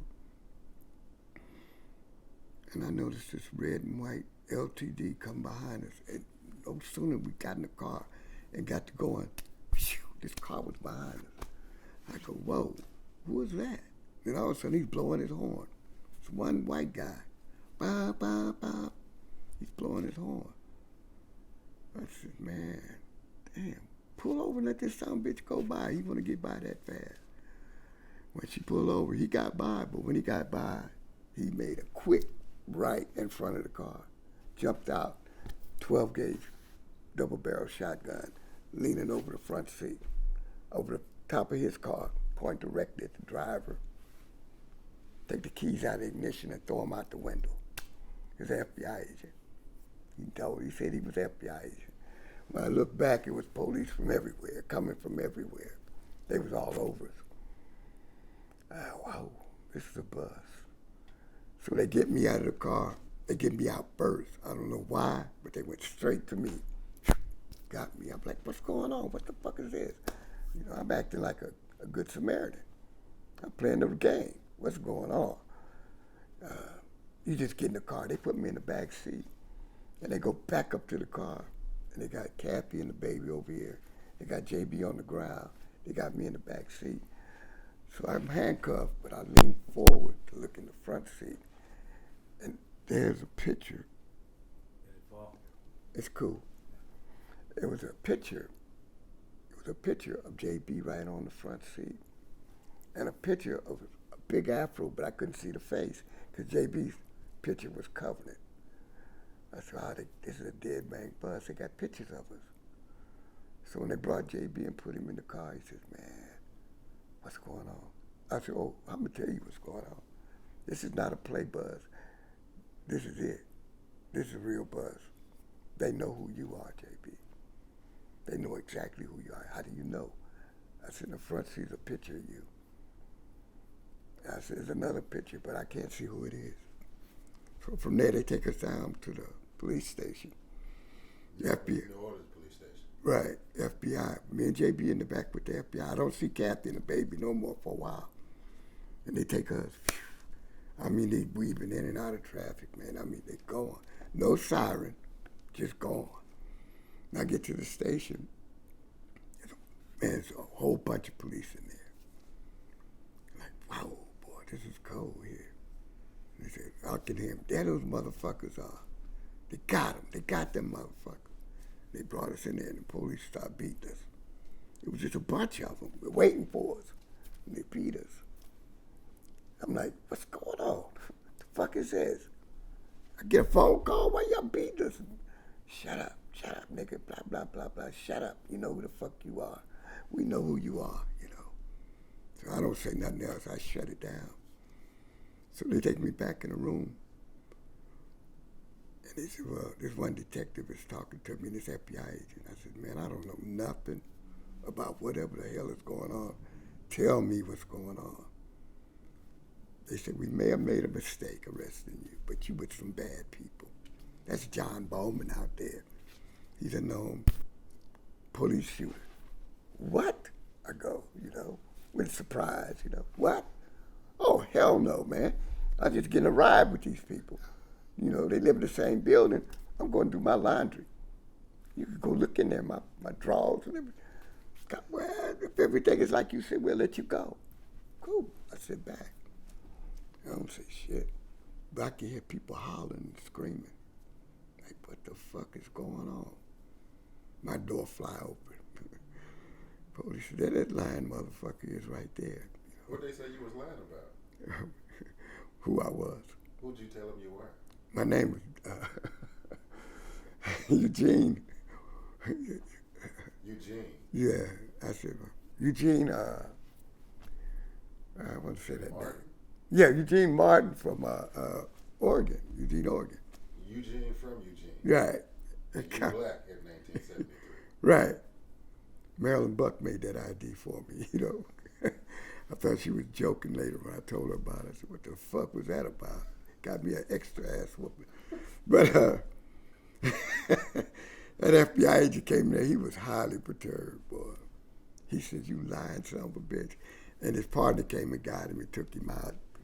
He had broke thing. He's not supposed to show emotions like that. He's an FBI agent. He's supposed to be cool. That's for the local yokos to do. So the yokos came in there, boy. They come in there, fist flying. They beat my ass. Ah, damn. They beat me while I was in that chair, you know. Like, oh, Eugene Martin from Eugene, Oregon. I'm finna beat your ass. I'm gonna put some kachi on you, nigga. I'm getting ready to let your ass go, too. Fuck, you might be Herman Bell, you know. I don't want to hear no Herman Bell name. Herman Bell is on the FBI's most wanted list at this There point. you go. Yeah, he's on the top of the book.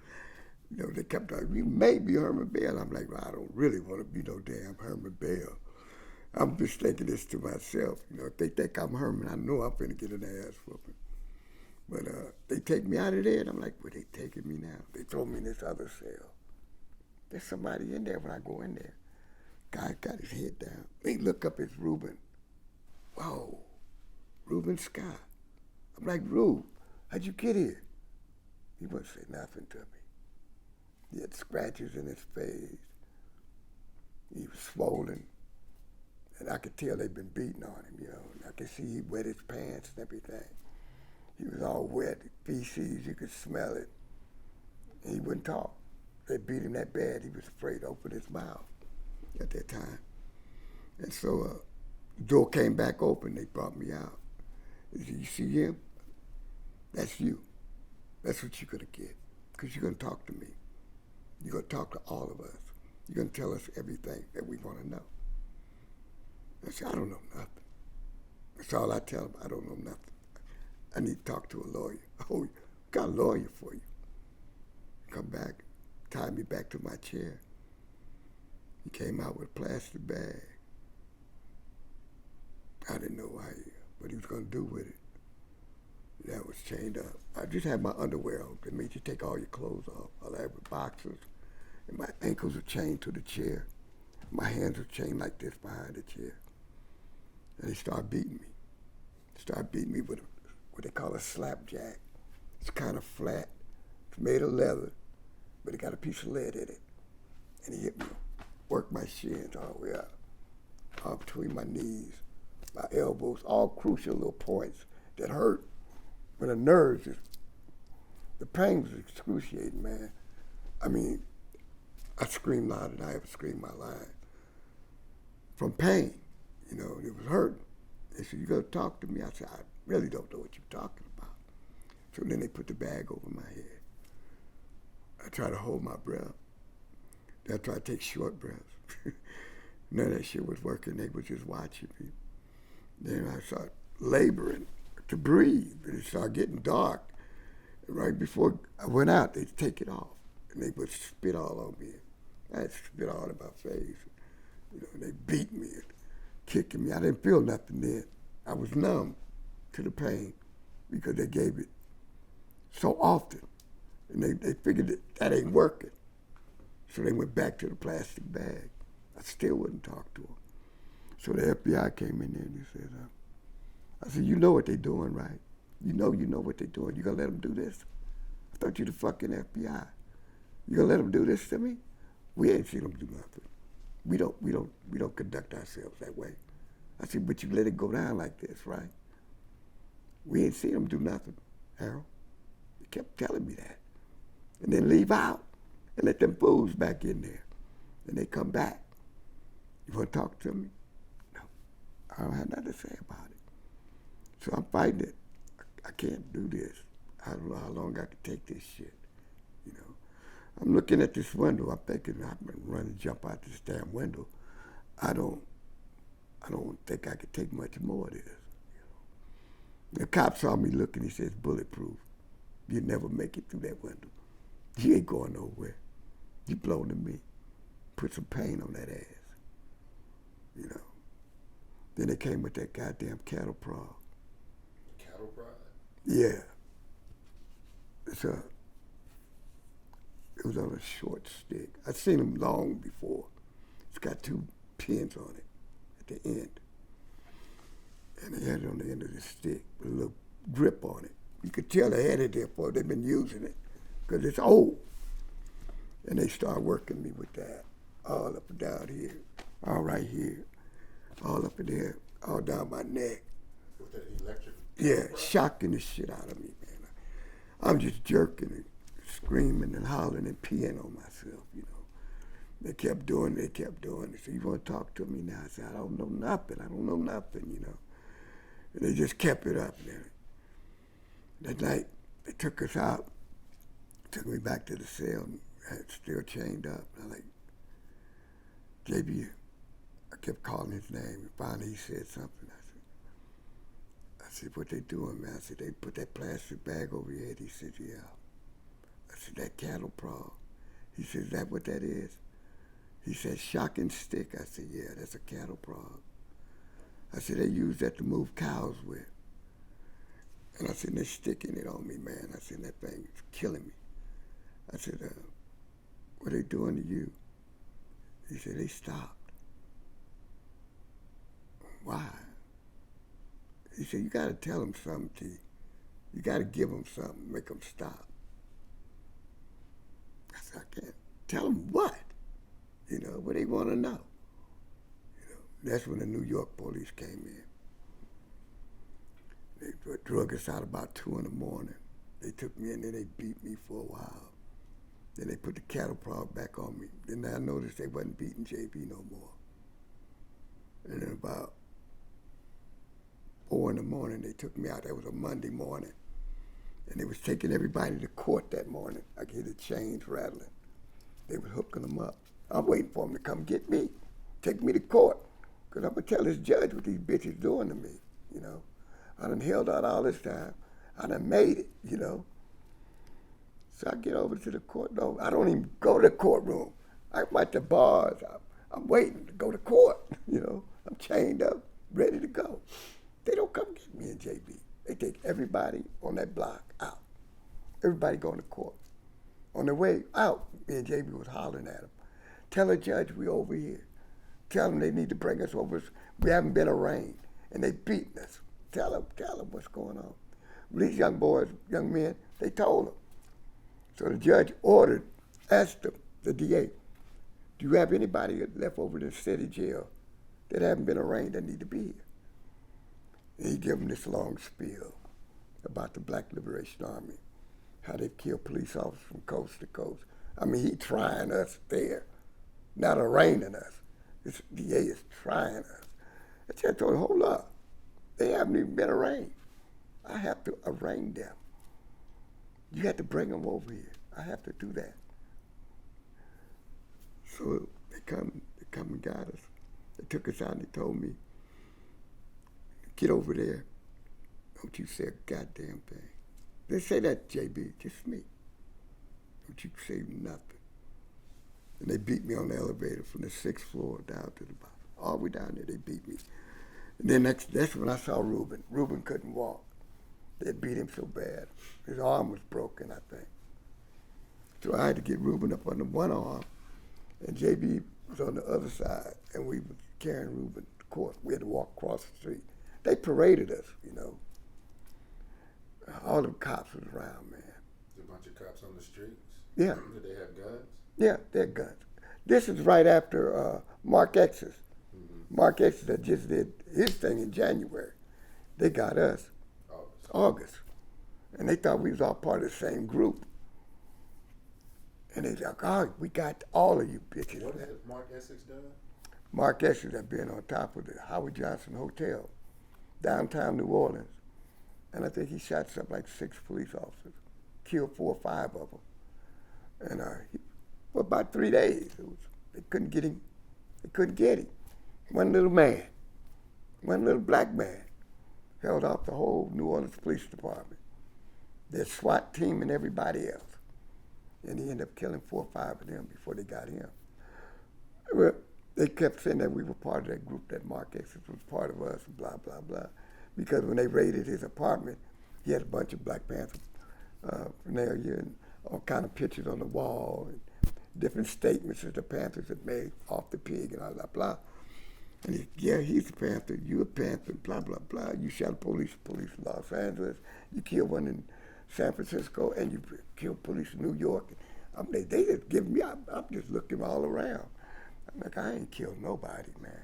I don't know what the hell they're talking about. The judge told him, do not touch me or question me anymore. I got back on that elevator and that cop looked at me and said, didn't I tell you, shut your damn mouth? You smart ass. He beat me from there, over there, back up to the 6th floor, took me out, stripped me back down, put me back behind that chair, put that bag over my head, started shocking me. I said, man, look, whatever you want me to say, I'll say it. But I really don't know what to say. Oh, you know what to say. If you don't know what to say, we'll tell you what to say. This is 2 New Orleans police officers. They took me in this room. And they started questioning me. They figured, okay, he's ready. So here come the 2 San Francisco cops, Erlax and McCoy. And they're laughing. Got your ass. This is nothing like L.A., is it, Harold? It's a fun ride here or what? This is not Disneyland. This is for the big marbles. And he said, I said, you know what you guys are doing. You know you tortured and beating me. Oh, wait, have I hit you? Have I touched you? Have he did that? There's Erlax talking to me. We don't know what the fuck you talking about. Now talk to us, or I'll open that door. And you know what's behind door number 1, right? I don't say nothing. I just sit there. I shut it down then. I know what's coming. So they said, you want to talk? I started giving them a bunch of talk. They said, nah, that ain't what we want. We want blah, blah, this date, this time. Where were you? I don't know nothing about San Francisco. I don't know this. I don't know that. They opened the door, and they left. New Orleans came in. They drug me out. cattle prod, bag. They say you don't want to talk. Are you ready to talk now? I told him, yeah. And so I told him, tell me, before we get started, tell me what you want me to say. He said, we want you to say what Reuben said and what John Bowman said. This is all brand new to me. They play the tape. I said, this is what you need to say. And every time I miss something, I try to alter anything, they turn that tape off. Open the door, say he needs to be re-educated on what cooperation means. Cooperation is the key word of the day. He needs to be re-educated, which means tighten him up a little more. So they brought me back in, and I did again, but this time I did it the way they wanted me to do it. And they said, okay, that's what we wanted. We got you. Nobody else is gonna touch you. Bullshit. Bullshit. The next shift came, after they went home, they came and got me. You wanna be a hard nut? You wanna be a hard nut to crack? You didn't wanna cooperate? I just wanna beat your ass for general principles. They whoop me some more. And then they took me to court for bank robbery. Me and JB and Reuben all for bank robbery. Judge says, every day you got from Mr. Taylor is inadmissible. Said, you can't use none of this shit. This shit here is all out of pocket. The judge right here said it. The judge told you, do not question him anymore. You did not wait an hour before you start beating on him again and questioning. You know, he didn't say you start beating on him before you start questioning him again. And he said, I can't charge him none of this. So he dismissed him. With the bank robbery that Reuben confessed to, I don't know what they did with that. And then that's when my last time I talked to Reuben. I said, when we get to Los Angeles, Reuben, I'm going to subpoena you to testify on what happened here. Only way we're going to get up under this bullshit that they did to us is we cooperate with each other. You got to tell the judge in Los Angeles about what happened here.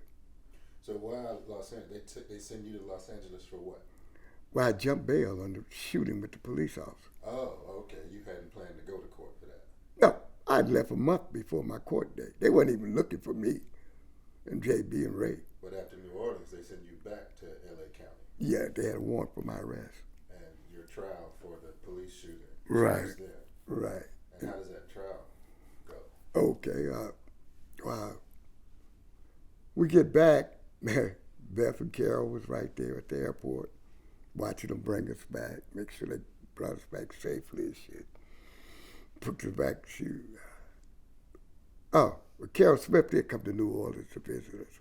Okay. And she found out about the beatings and stuff. And she raised hell. I said, Carol, calm down. You're going to get us killed. You can't go in there What was she doing? screaming at the police because we were like all swole up and beaten. And she knew what they did to us. And she got highly emotional, very unprofessional. But she came and let them know. She gave a piece of her mind. You know, I said, now, you know when you leave what they're going to do to us, right? You didn't help us with that at all. But it did. They didn't touch us no more. That was in a Paris prison. And that's when I met your boy David Dennis, Paris prison. And him and Wayne Thompson came to represent us on the bank robberies and my extradition back to California. Because I wouldn't sign the papers to be extradited. Plus, I told Reuben and gave him my word that I wasn't going to leave because I wanted to testify in his behalf on the torture. We needed a record of what took place. So he's in federal court for bank robbery. And Right. You testified on his behalf? Right. He had his attorney, David Dennis, to hold me and JB as material witnesses. And he said, you really want to do that? He said, you know you got to stay here in New Orleans. I told him, yeah. I signed the papers and everything. I convinced JB this is the best thing to do. We need to stay here and help Rube. We can't let him have him like that. So the time I was there, And I testified on Reuben's behalf, which helped him. And I didn't see Reuben no more to this day. No, I did see him when he came to California for my trial. I told him I was going to subpoena him. And we got back over there. The judge says, extradited us back to L.A. He said, where you been? I said, I've been around. He said, yeah, how was the Carnival City? You know, he was just joking. But you're back. I let you out, and you're back. And you didn't stick to your word. You said you would appear. But you're not going anywhere now, Mr. Taylor. They raised my bail up $250,000. And they cut us all up. We knew Ray wasn't even there when they brought. It was just me and JB when they brought us back. Ray had left. He'd never got caught in New Orleans. But we got to court and finally decided that the strategy when Ray got there, got arrested for a bank robbery in Atlanta, and when they brought him back to L.A. for the charges for the L.A. shooting, the strategy was that me, Ray, and JB had talked with the lawyers that since I was accused of being the shooter, that I would go to trial first. Strategically speaking, was because of the police came in such force for a misdemeanor warrant for one little skinny black man on a warrant that couldn't be served unless it was before 6 o'clock in the evening. But you come at 9 to serve a misdemeanor warrant, which accused me of stealing a pair of baby shoes, which I've never been to court for, and I've never seen those baby shoes, right? But you use that as an excuse to come shoot me up. That was all ammo for us, you know. And we was at the time probing about the FBI files. We've been asking for them since 1971. They claim they never existed. But the church committee come out with COINTELPRO exposure. Nixon is up for impeachment. Lots of shit is released. And what did we get? This great bundle of COINTELPRO information. COINTELPRO is what? Counterintelligence program created by J. Edgar Hoover to destroy any organization that he felt was a threat to the United States government. And the Black Panther Party was on the top of the list, along with the Black Liberation Army, along with the American Indian Movement, along with any progressive movement, STS, the Weather People, all different groups, everybody. I mean, you mean the NAACP. Martin Luther King was under COINTELPRO. It went all the way back to Malcolm X, all the way back to Marcus Garvey. They've been doing this devilish, doggish shit forever. And they've been ruining people's lives and careers with it. We saw an opportunity to expose it. And we started asking for tons of stuff that they claimed they never had. In the process, we're educating this judge. He's getting highly perturbed about being lied to, about information he's been demanding for over a year that the DA and the government's claiming don't exist. All of a sudden, these federal hearings on Watergate, floodgate information comes out. Great timing on our behalf. It was good we jumped bail, because we'd have already been in prison if we don't jump bail. But Bud slept by jumping bail. They had to give up all that information. How long they been tailing me? How long they been looking at me? The FBI? Yeah, how long they been? Yeah, they had all kind of information about the times they followed me from court, all the way to my probation officer. When I took my probation officer out, come outside, I'm going to show you what I'm talking about. He came out there and he told me, he said, don't come back in no more. The probation officer don't come back. I never went back and see that probation officer no more. And I wasn't even off probation. He was that afraid. He was that. He released me from probation because he didn't want me coming back up there.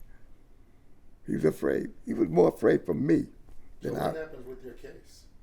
Oh, well, when the trial gets ready to come after preparation for the trial, we got the severance. I'm the first one to go to trial. And I get on, this trial lasted for about, 2 or 3 months. Okay? I'm going to court every day. I'm waking me up at 5 o'clock in the morning, 4 o'clock in the morning, to get ready for court. Take me over to the courthouse. 6 o'clock in the morning. I sit in a cold ass holding tank, waiting for court. Beth would come up there and see me. She would come early, bring a cup of coffee, try to warm me up while I'm sitting there waiting. Because you couldn't have thermals or sweatshirts. You had to wear jailhouse clothes. They know that ain't warm enough, you know. And they turn the air conditioner on purpose and shit, you know, make you as uncomfortable as possible. That's how they get information and get their way. And it's torture on so many different levels. And then when it gets ready to trial, I'm going every day, and I demand, I tell Beth, I need the transcripts on everybody's testimony. I need to have that to take back at the end of the day, to take back to my cell with me so I can read it. Because I'm co-counsel. I went pro per, you know, to represent myself with counsel, which made me co-counsel. So you have to give me access to a typewriter. I know a lot of people don't know what typewriters are now, but I had access to a typewriter and a telephone. I fight my own case and access to the law library. They hated that. So they moved me from that jail to the old county jail. More secure was the reason for that. It's more secure and it's close to the courthouse, which it was. You thought somebody was going to break you out or something? All the time. SLA came about during the time. Patty Hearst came up missing. FBI was at my door, my cell door the next damn day. Asking me where Patty Hearst was. I'm like, do your job, man. I don't know where she is. I'm in jail. What the fuck wrong with you? Oh, you know, you people know each other. You know this DeFreeze kid, this DeFreeze guy. I said, no, I don't know any of these people you're talking about. I don't know Patty Hearst either. You know, I don't know her daddy. I don't know you. I don't know you. Say who you are. I don't know nothing about you people. So they gave up on me on that. Then they came back and told me, oh, we got them. They're crispy critters right now. We burn them to death. They told me this shit, you know. No skin off my nuts. I don't know nothing about what you talk about anyway, you know. Even though it was heartbreaking for what they did to those people, I could never let them know that they hurt me, you know. And how's your case unfolded? All right, my case is going pretty tight, man, and I'm just going to court, and JB and Ray is reading my transcripts to me every night. While I lay there, I know I'm going in and out of sleep, but then it gets to the time for me to go on take the stand. I took the stand to testify on my own behalf. Everybody in the world said me and Beth were wrong for that. I told Beth, I want this. I want to tell my side of what happened. Enough of this shit.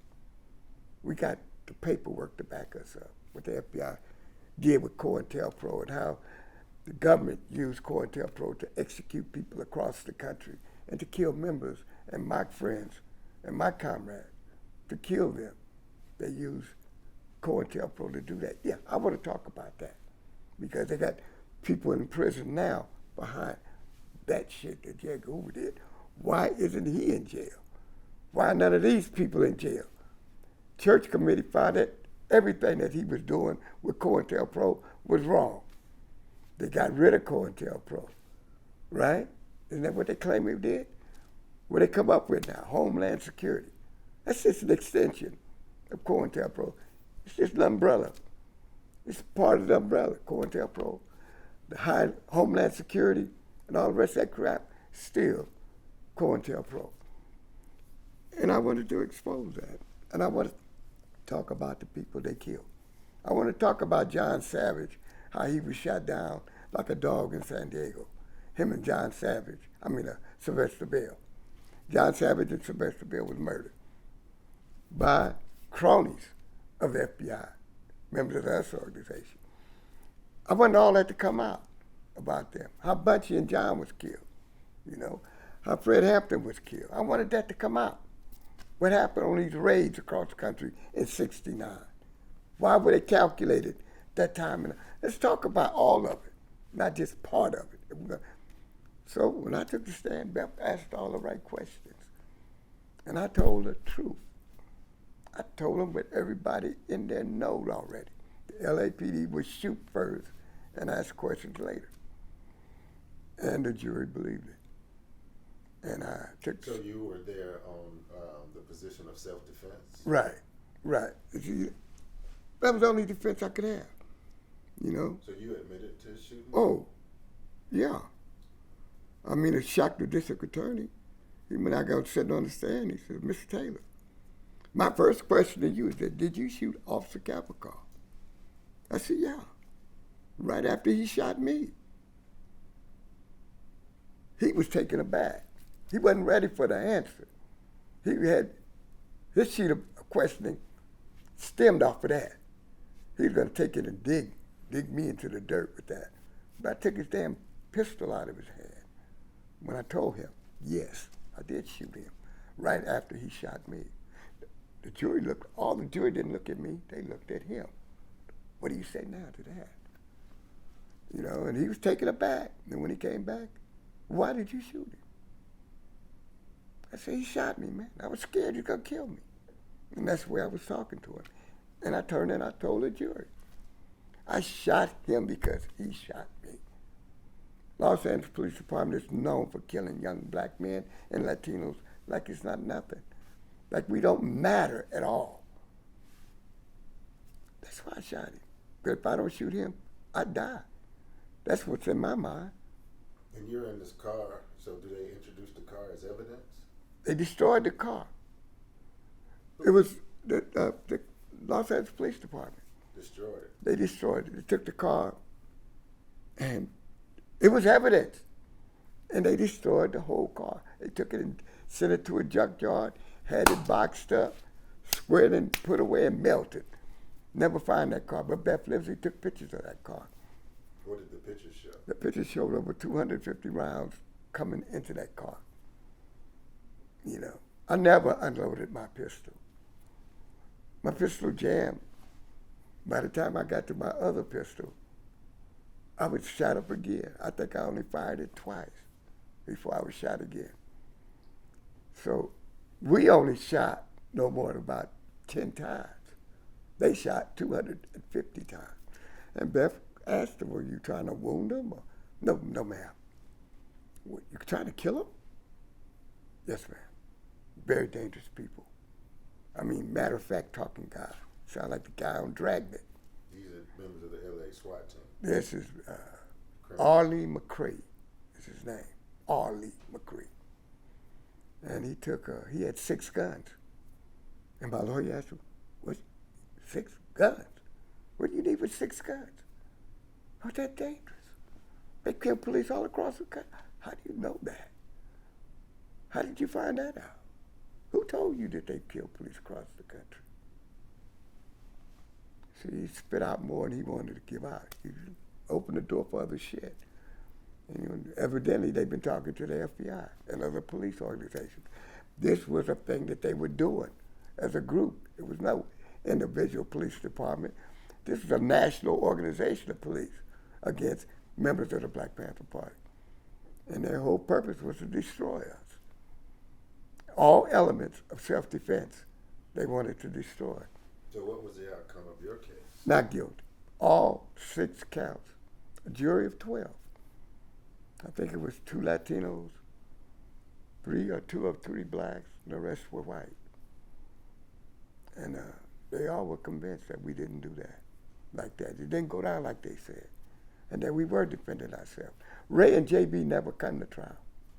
That day, when they found me not guilty, they let JB go. When I got back to the jail, Ray and JB said, what happened? What happened? You don't look too good. You know, because they took you out here and said the verdict was in. What was the verdict? I said, man, damn, boy, JB, pack your shit up. You finna go to the house. You going home. Ray, get ready to go back to McNeil Island. I got to go to San Diego. They don't think I know I got to go to San Diego, but Beth told me already. When they get through with you here, they're going to take you to San Diego because your probation down there has been violated because you didn't appear on a gun charge. But when I first met you and went over your record, I knew about that gun charge, and I filed for a speedy trial in your behalf. San Diego wanted to bring you down there to go to court. LAPD said it's too dangerous. We're not worried about a gun charge. We got him. He's going to prison the rest of his life. Forget the gun charge. So they were so bent on winning the case, they thought they won.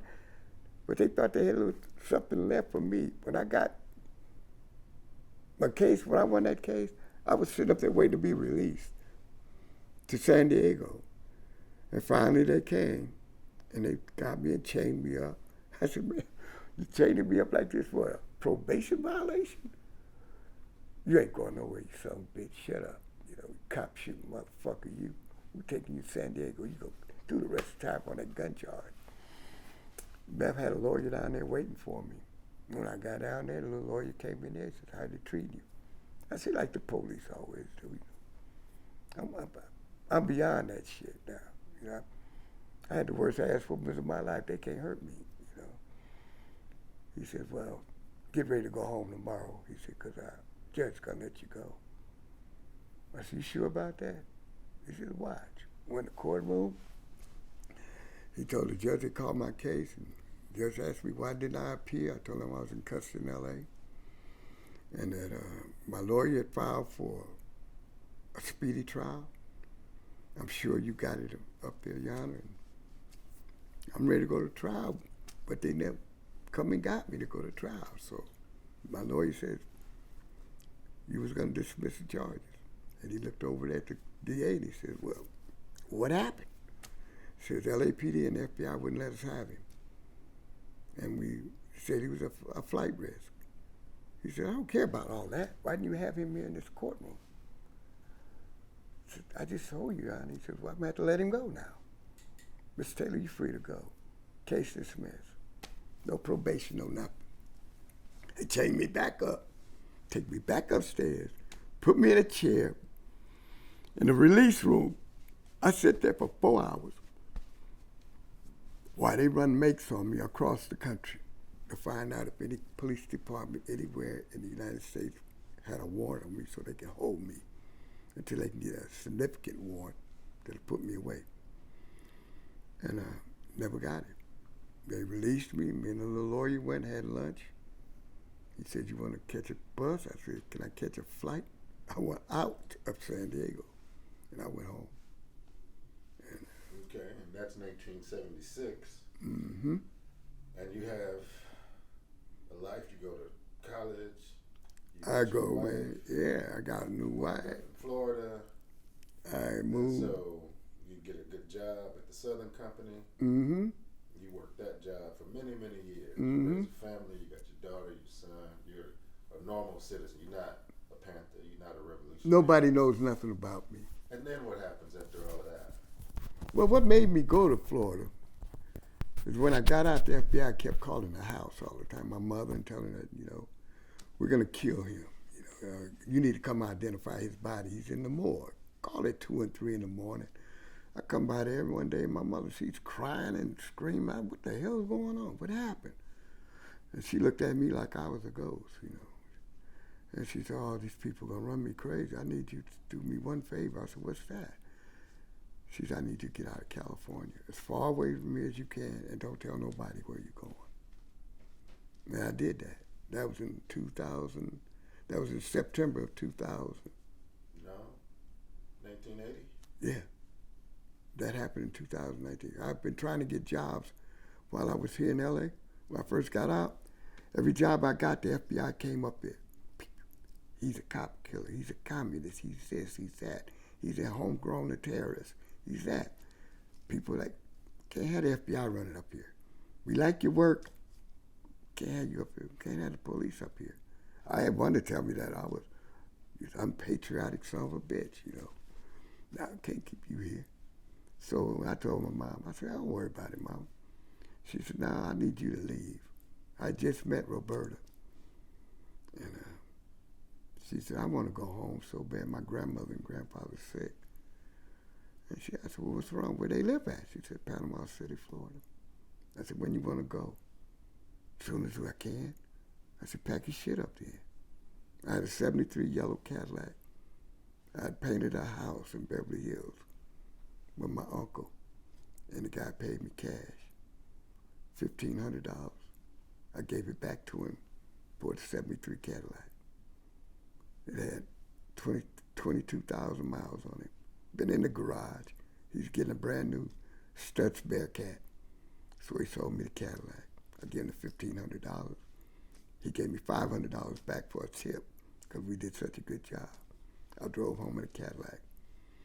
And I got Roberta, got her 2 kids, said goodbye to my mom, didn't tell nobody where I was going, and I moved to Florida. Nobody down there knew me. It's a small town. I worked for the Council on Aging, transportation for black people and poor people in the black community. I was always community orientated. That's the kind of job I wanted to look for. And that was perfect for me. I became the community transportation coordinator for the Council on Aging. And I set up programs. I use a lot of things I learned in the party on different programs for seniors and stuff. And I put that in effect. And I did that for a couple of years, but I was always looking to better myself. I got a job at the county. I was highly disappointed with them. But I couldn't expose my hand because I had a wife and kids to protect. So I would never talk about my past history or what I knew or how I knew it. Different things. People like, how'd you know that? I just, no, I don't know. But I played dumb a lot. I had to dummy up and act like a Southerner. You know, I had to learn to swim with the fish in that particular pond. You know, I had to blend in and become one of them. So I had to act like them, be like them. I ended up talking like them, you know. So I was well accepted. I got the job at the Southern Company. I started off shoveling coal at the steam plant. I joined a union which is always cool because unions get you benefits. They take care of my family, really, and they make sure we got a raise every quarter. And it's a damn good job. And I was learning stuff. And I went from being a laborer to a journeyman lineman. And I did that for a long time. Climbed poles, went to numerous hurricanes to reestablish the infrastructure on putting up poles and transformer stations all through the South. I did that for years. And after me and Roberta broke up, things were going bad for me and her.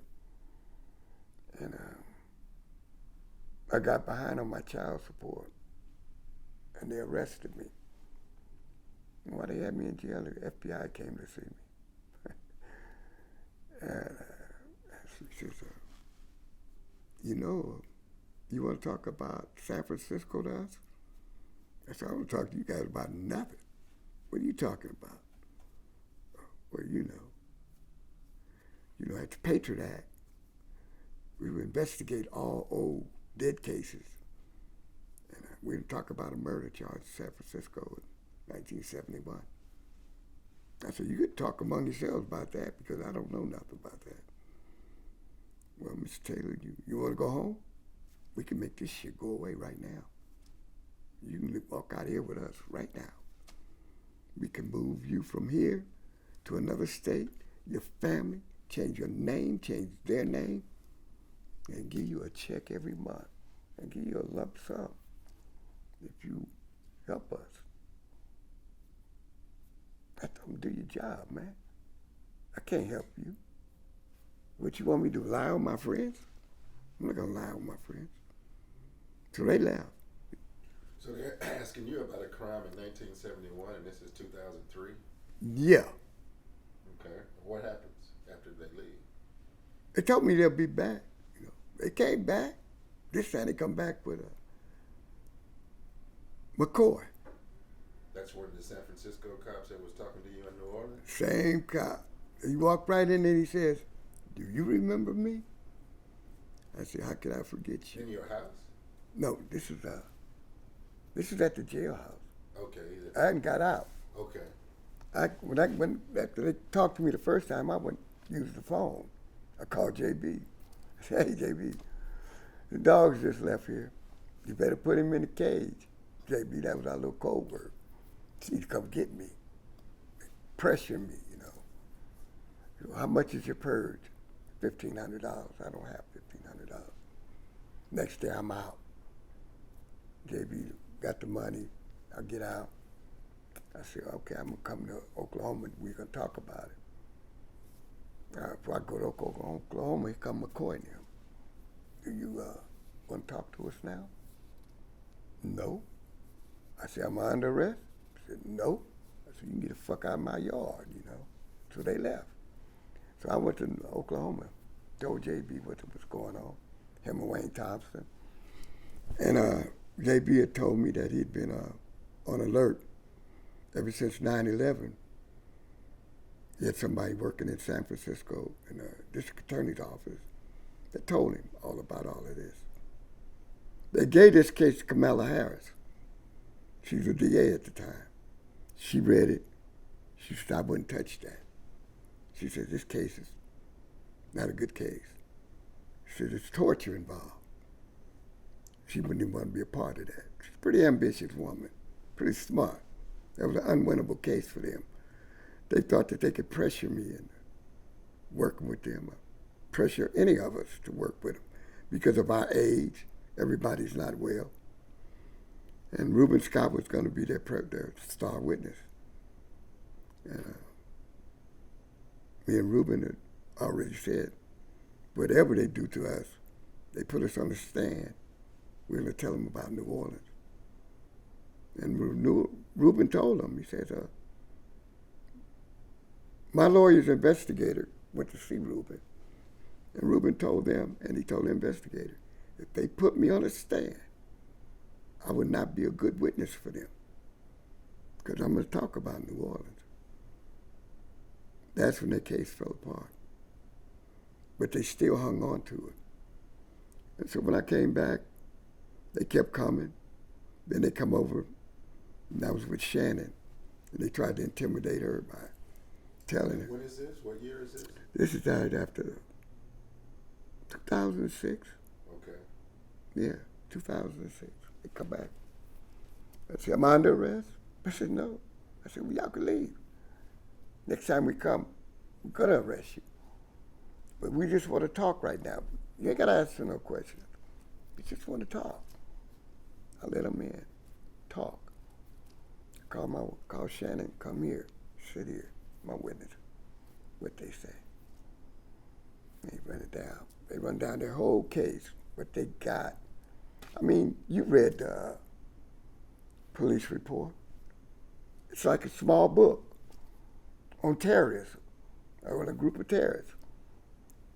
My lady never heard that shit before. She never nothing about the Black Panthers and all that. It scared the bejesus out of her, you know. So when they left, she's like, oh, baby, maybe you need to. I told her, stop. I said, I know these people. I've been dealing with these people for a long time. They wasn't talking to me when they telling that shit. They were talking to you. They scared you. They're taking, that's why you were telling me, oh, baby, maybe you, that's what they want you to do. They want you to pry into me to make me lie on my friends. I'm not going to do that. So they told me they'll be back. Next time, handcuffs. When they came back, this time they wanted a swab. All this intimidation moves. Oh, we got new DNA. Somebody left a cigarette lighter, cigarette butts, blah, blah, blah, blah, blah. And we need swabs. If you don't want to... They want your DNA now. Right. If you don't want to give it to us, we got a court order. We can put you on the ground. That's no problem, man. You ain't got to do all that. I got my mouth wide open. Get your Q-tip. Let's do this shit. And then after you get it, get the hell out my house. They got their swab. They left. I got a court date to come to court. Extradition. I didn't waive extradition. So they took me to jail the next time. They let me go the next day. I know they come back. They was serious as a dog on a bone, Jack. They come back, handcuff me. And when was this? Oh, 2000. This is when we go to, I already been to the grand jury. No, I go to the grand jury. I volunteered to go to the grand jury. No, I flew there on my own to go there. They paid for the ticket. But I got there and I went in front of the grand jury. I went in front of a judge. What confused me about it, that it was a state charge on a murder charge. Not a federal charge, but a state. Why are the feds want me in front of a grand jury on a murder charge that's a state case? It's not a federal crime. Why are you taking me in front of a federal grand jury? Everybody, even Randy, my lawyer, never seen this shit before. Never seen anybody get taken in front of a grand jury to testify against himself. It's always somebody outside of the person that you're trying to arrest, not the person that you arrested. You can't put him in front of a grand jury. You know, you asking him to violate his own rights. You have the right to remain silent and to have an attorney. But you're going to take him, get him to testify against himself, and it's, oh, we're going to give him immunity. Oh, you're going to give him immunity now. Well, show me the other witnesses you got to make me convince my client that he needs to do this. We got Reuben Scott. Although you throw the paperwork back at him, he says, that's all you got? You have no case. Anything Reuben Scott said pertains to New Orleans, right? And we all know what happened in New Orleans. He made eye contact when he said, don't insult my client like that again. Don't do that. Told me, he said, they're going to lock you up. He said, you ready to go to jail? I said, yeah, my bag is in the hotel room. He said, Wayne Thompson told me to give you this. He gave me a $100 bill. He said, you got any money? I said, I got $25. You know, he said, well, you got $125 for commissary now. So I said, he said, you ain't been in jail a long time, man. I said, one jail is like any other jail. You know, just a goddamn cracker box. You know, I'm ready to go. This is 35 years after the last time you've been in jail. Yeah, for a long period of time. Yeah. And I go right from that grand jury hearing. After I refuse to testify, I go and they take me directly to the hole, which is my favorite part of the jail. I ain't got to worry about nobody asking me no damn questions. No inmates and no cops. It's just me and my hole in the floor. And I could deal with that. They give you a Bible, you know. I had no problem with the Bible. Got as much violence on the end of it as HBO, you know. So I kind of like the Bible. There's a lot of things in there I can identify with. I like it because it has great principles, you know. But in the hands of the wrong people, it can be misused just like anything else. So I had a pretty good understanding of all that. So when they kept me in there, they said, well, they keep everybody locked up till they talk. And one morning, I go over there they take me out of the hole, gonna put me in a regular cell, which is a glass cell. I've never been in one of them before. Where they can see everything you do in that cell. And Ray was in the cell next to me. So it's soundproof.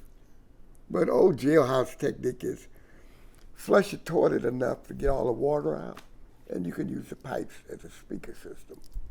Ray knew that because we used to do it in the old county jail. Flush your toilet out, man, let's talk. So me and him talking through the toilet. The cop caught me. He says, the fuck you doing? I said, man, I know this man over 40 years. You gonna tell me I can't talk to him? Fuck you. You know, I told him. He said, yeah, fuck me, right. The next morning, I'm waiting for breakfast. The motherfucker come with chains. I said, where you taking me, man? I told you, shut up. You don't want to shut up. He kept talking. Ray and Hank, they in them glass cells. What's going on? They told me I can't talk to y'all. Y'all got me. They gonna take me somewhere. Call the lawyers and tell them they moving me, you know. He said, for talking? I said, yeah. And I'm talking to you again, so I'm telling them they're going to beat my ass on the way wherever they taking me, you know. The cop said, man, we're not going to do all that. Why you doing that? I said, but y'all, I've always dealt with y'all that way. That's what you do when you can't control a situation. You beat people or kill them. Well, he took me over to, they rolled me around all day long, man. And it started getting dark, and they started heading towards the mountains. I was like, whoa. I was like, where are they taking me? They took me to San Mateo. What the hell? I never been to San Mateo before. Been through there, never been there. Pull up in there, pull up in the Sally Port, doors closed. San Mateo County Jail. That's what I get for talking. They done moved me all the way to San Mateo. So they take me in the hole. I said, well, can I get my money? Did you get my money off the books? So I can, the captain of that jail told me, you don't get shit here. Don't ask for shit. He said, I said, okay then, Captain. I ran across guys like you before too. And they took me from that hole to the isolation where they put the gangbangers at. So they all knew I was coming. I mean, the wire in jail is a cold wire. People, that's how they get their news, from jail to jail, from other inmates that's being transferred. They knew I was coming before I got there. And when I got there, I was in my cell, and they got a little intercom system in the cell there. They can hear whatever you say in there, in your cell. They keep it on. And when they want to talk to you, they just holler at you. Hey, Mr. Taylor, could you come up by the intercom? I need to holler at you. And they'll tell you what they want you to do. They gave me the rules of the jail, told me that every time count time is, I need to be out of my bed, standing fully dressed by the wall to be counted. That's 3 times a day. I don't give a fuck what you're doing. If you don't do that, they take your commissary away from you. So when the inmates did, I already got what they call care package. And they had to wait till the right guard come on to deliver it to you, because most of them guards ain't gonna do shit for you. We had to wait for this little Latino brother to come on, and he brought me a big bag, and he says, donations from the comrades. He just did like that. I ain't gave you shit, right? I said, cool. He gave me the bag. I had soap, deodorant, candy bars, cookies, coffee, and a book. Cool. I can jail. We've got 4 minutes left, but I need to cut because I'm afraid we're going to have corruption. All right, let's cut. Okay. You rolling? Yeah. Unsung Heroes of the Civil Rights Movement. Interview with Harold Taylor. Number 3. Damn. You should be a little softer. It's fun. Yeah. All right. Great. Thanks. We're set. Okay. So, they take you down to San Mateo County, and you're down there. How long? 30 days. 30 days. And you release, and you go back to Panama City? Or? Yeah, they released me, I go back to Panama City. Okay. And then what happens? They tell me they'll be back. It's famous words. They said that to me, the same thing they said to me then. They said in the 70s, we're coming for you. This never goes away. This will never go away until we get all of you guys. And we're going to lock you all up for the rest of your lives. And so, you do what you got to do, man. I do what I have to do, too, So next time they came, they put me in chains. Took me back down to the jail in downtown Panama City. Now, when was this? 2006. 2006, yeah. Well, you were just talking about San Mateo in 2006, and you got out. I got out They the didn't following take you. year, the year later, So 2007? 2007. Tell us about how that unfolds. What are you doing when this happens? I'm in Orlando with you, in Orlando, Florida, and I get a call from Kevin Meehan's house. I'm sitting in his pool, and I get a call from John Bowman's brother, Byron. And he tells me, he's got some information from a friend that the FBI, the government, and the state of California is going to arrest 6 or 7, 8 people for the murder charge, and your name is on the list. And I said, my name is on the list? He said, yeah. I said, how do you know it? I got a friend that told me. So I get off the phone, I call Hank Jones. I said, Hank, I understand I'm on this list. He said, I heard about that. He said, you ready? I said, well, whenever they come. I told him I was in Orlando. He said, well, be ready for them to come any day, They're not going to announce when they come. So, I was just ready for him whenever. Every morning I had my cup of coffee. I sit right there in the recliner waiting for him to come. Sometimes I'd be dressed and sometimes I'd just have pajamas on. This particular morning, they didn't come, but I thought they would. This particular morning they came. It was surrounding my house. What time is it? I think about 6 in the morning. Yeah, something like that. They did it all at 6 in the morning. I'm an hour different from New York, 2 hours different from San Francisco. I'm in California. So they got 6 o'clock, they got Cisco, me, Ray and Hank, and Richard Brown, and Richard O'Neill at that hour at 6 o'clock in the morning. That was where the FBI do their things. They like doing early in the morning when y'all sleep. And if there's more than one person involved, they get everybody on that same hour. So nobody could warn each other, And they came and got me and took me over to the jail. Searched my house. And that searched my house was my living room where I was sitting at. You had U.S. Marshals, FBI, local police, local sheriffs, maybe about 25, 30 police officers. To arrest one person? One person, yeah. And they paraded me in front of cameras. They had it all hooked up with the local news media. I guess I was a big news in Panama. So then they took me to the jail. They took me to the main jail and tried to question me, and I told them I wasn't talking to nobody. Then they took me down to the jail in the woods. You know what I'm talking about. And they kept me there till they came and got me. Took me to San Francisco. I wouldn't sign for extradition. I never did anything to help the police. If you want me, you pay for it. I'm not helping you do shit. I'm not gonna help you take handcuffs off. I'm not gonna help you put them on. I'm not gonna let you close the cell door. If I can close it, I close it my damn self. I'm not playing with you at all. I'm not a part of your game. So when they took me to San Francisco, they got me there and they kept me downstairs for about 4 or 5 hours in a holding tank. Finally that night they gave me a bedroll, brought me up and put me in a big old cell by myself. Next morning they took me to court. They had a SWAT team lined the courtroom and a bunch of police officers, man. And a nice group of good solid people sitting there cheering me on, which encouraged me. Fred, Claude Marks and those people up there, San Francisco from the Defense Committee.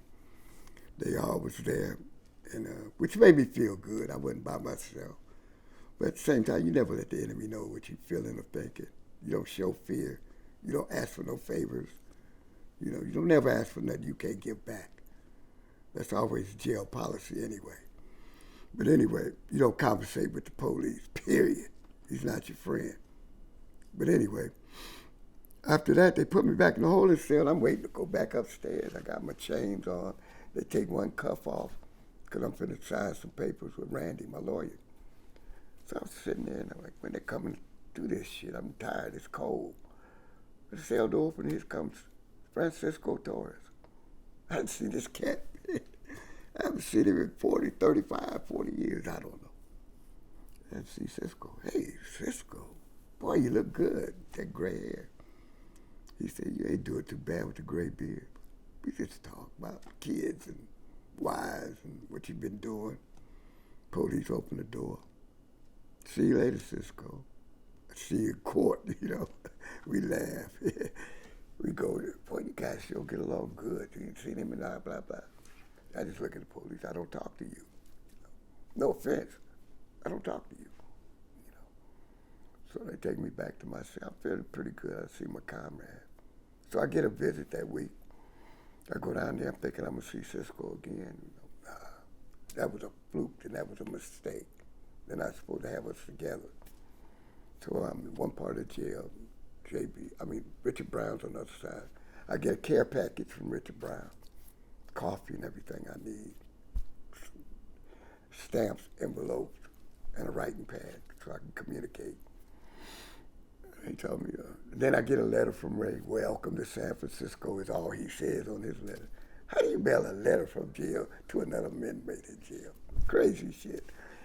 I'm like, welcome to San Francisco. That's some Ray Boudreau shit. I don't, that is him, you know. I bust out laughing, you know. So when we get to court, there's Hank, there's Ray, there's Richard Brown, there's Richard O'Neill, and we all hugging and laughing and talking like, brother, where you been? I wasn't expecting to see Richard O'Neill. I knew Cisco could be there, but O'Neill, what are you here for? You know, O'Neill was in prison when that shit happened, but he's there on a conspiracy. You know, Conspiracy for what? commit murder, bank robbery, assault on police officers, a number of different shits. That's what you're charged with. That's all of us are charged with all this, and murder on a police officer, conspiracy to commit murder. Do you get a bail? Oh yeah. What's your bail? My bail is like $3 million. Hank's bill was like $4 or $5 million. Well, when you add it up, it'll come up about $25 million for all of us. Now, they had no bail on Herman and Jaleel. So that week, I'm feeling pretty good. The lawyers is coming. We trying to get strategy together. I got another court appearance, and I go down there this time. I got a visit call. I go downstairs. I'm visiting one of the people that come to see me. I don't remember exactly what it was. But when my visit was over, I stood up to leave. I heard my name, but it didn't come from a guard. It came from an inmate. And I looked around, it was Herman. I'm like, Herman Bell, where you been, baby? He said, you know where the fuck I been. We just talking, you know. And we just joking, you know, laughing and shit, man. I'm happy to see you, man. Not under these conditions, but happy to see you. So when we got together with the lawyers, we said, we all want to be co-counsel. Basically, we was going to use the same strategy. We had to be together. In order to fight the case, you had to put us all where we could see each other once a week. A lot of people don't realize you could do that. You could make them do a lot of things that they don't want to do because you have the right to request these things, especially when you got a group of people. And they had to put us all together once every Saturday for as long as we wanted to talk. And we spent hours all day in a room with the San Francisco 8, one lawyer, and he's reading something else. We talking about the case and how we want to fight it. And we unified around that. Regardless what anybody said or did in the past, it's water under the bridge. Now we're fighting for our lives. We're fighting for our lives, fighting for our children, fighting for our families, and we're fighting for young people. And we need to set an example. How do you defend yourself against a corrupt nation that looks to destroy you and anything you affiliate with or associate yourself with? So we're going to fight them, and we're going to show other people how it's done. Not taking no deals. Off the top was the agreement. We don't give a damn if it's a jaywalking ticket. Not taking no deals. We want to be exonerated from this. And I'm not taking no deal because what they did to us in New Orleans, which basically I feel it killed JB, you know, because JB didn't want to die in jail. And he had cancer, but he didn't want to die in jail. And I can understand that because I want none of them to die in jail. I seen what happened to Noah Washington. He died in jail. Just recently, Chip died in jail. So that affected me deeply. That if I got to die, not here like that, not without a fight. So we're going to fight, tooth and nail, no deals. And they came to us with deals. They offered me money. When they found out that they couldn't get me to talk, that I wasn't going to cooperate, the case fell apart. Because Reuben Scott told the same thing. If you put me in, if you charge me with this murder, we all going to get on the stand, and we all going to testify. And we want all the files that the FBI got on the Black Liberation Army and the Black Panther Party and RAM, every historical group that you guys said was a threat to this country. We want the files on all of them to defend ourselves, to show you how the government looked, to destroy us and to kill us. And the case fell apart. Next thing I know, O'Neill is out. Dismissed his case. They reduced the bail for everybody. We was all out of jail, but Herman and Jaleel. And we could fight better from there. And they saw that nobody was gonna. The worst thing that could possibly happen happened. The judge reduced the bail for So them. what'd you do after you got bail? I went across the country telling people about what took place in New Orleans, what's taking place in San Francisco, why they still holding these brothers in Angola, why they still got Panthers locked up from 1969, why they still arresting people for stuff that happened back in the 60s, that agents and provocateurs really did. And there's a lot of people sitting in prison that don't belong in prison, you know. Oh, we wanted to put the full court press on them. We wanted to put the ball in their court. You work it out. We're going to put the evidence out there. You dissect it and fix it. It's not on us to fix it. We're victims. We're the victims. You're not the victims. We're going to take that ball out of their hands. And we did it. Because they offered us deals like, you all can walk away. No probation, no nothing. Just say you were there. You were where? There. Where? San Francisco. On a murder charge. Like where in San Francisco? Ingleside. What happened at Ingleside? What did they say happened? They said that a police officer was killed Ingleside Police Station, where a group of young black men ran into the station and shot it up and killed a police officer and wounded a receptionist or something. And that I was there and I was supposed to be the point man or some shit. I cut the fence to let them out. They said I did this, I did that. Well, prove it. You can't even put me in San Francisco. How do you get me there? I'm in L.A. I get shot up in L.A. I don't get shot in San Francisco. I'm on my home ground. Everybody know me in L.A. And it's affiliated with the Black Panther Party. So it's kind of hard without no help. And it didn't work for them. And they had to let that go. And I think Cisco... Did you get the evidence you had requested? Nah, we got. There was so many files, over 250,000 pages. But they had to put them on disk and give us all the laptops. Well, we had to buy our own laptops, which we had donated. People bought them for us, donated it. And our bail was raised by the people, because none of us had money to get out. It was the people that bailed us out of jail. And they weren't black people. They were white people, mostly, And nobody ran. Everybody came to court. They got their houses back. They never lost nothing.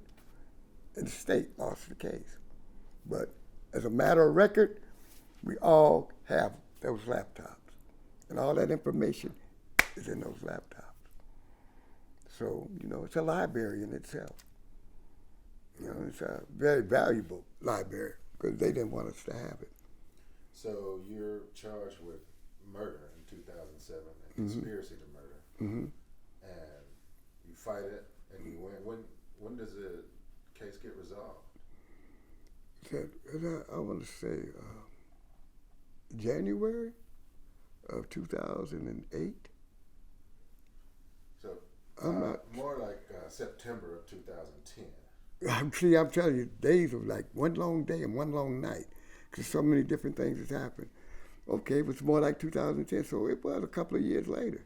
Several years later. Yeah, as a matter of fact, I think I spent a year in jail. You did. Yeah. For contempt. You didn't talk to the grand jury. Okay, and they held me before I got out on bail for 9 months. Yeah. Yeah, so they took a year of my life away. That means a lot to an old man. That's stealing from my grandchildren. So as we begin to wrap this up, can you just talk about some of the bigger ideas? Like, why were you such a committed activist? It seems like some hard-edged things you've shared with us. What made you such a committed activist? Emmett Till. Could you expand upon that? Emmett Till, who is that and why is he important? I was just a kid when they killed Emmett. I never heard my grandmother cry And I never seen all the women in my house scream at one time. And if you're a black person and you deaf in a black person's family, we mourn totally different from anybody else. We scream, we holler, we want to know why. But we always know why when it's a murder involving a black person, a lynching. And I heard my grandmother say, look what they did to that baby.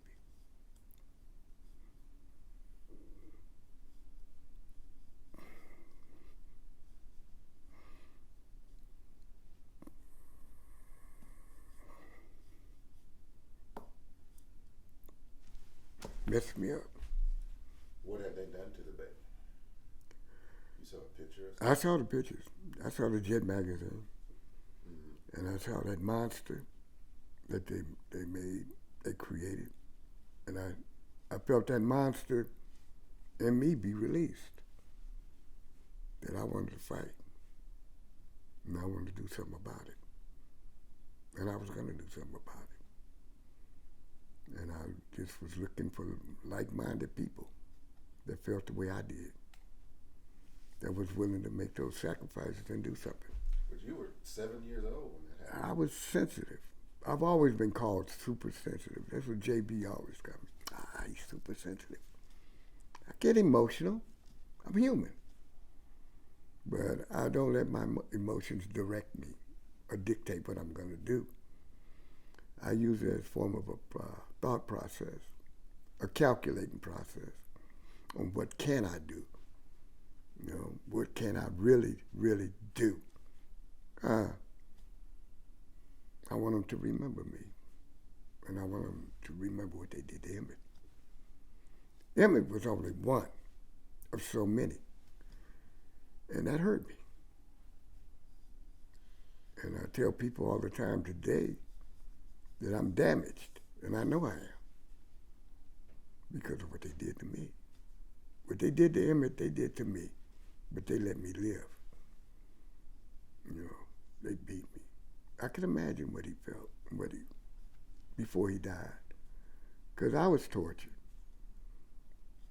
brought within a quarter of an inch of my life on numerous occasions. I know what it feels like to be shot up and beat, chained to a chair. That happened to Emmett.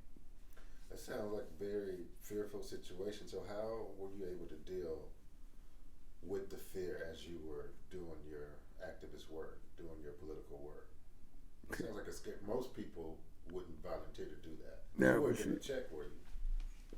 Say that again? I wasn't a what? Were you getting a check? Were you No. getting paid to do No. that?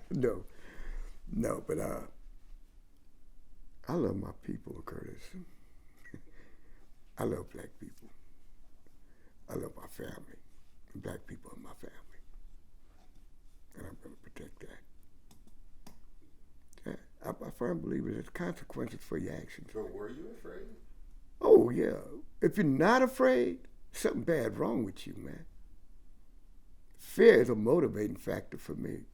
It motivates me to do things, to defend myself. Without fear, you have no need to defend yourself.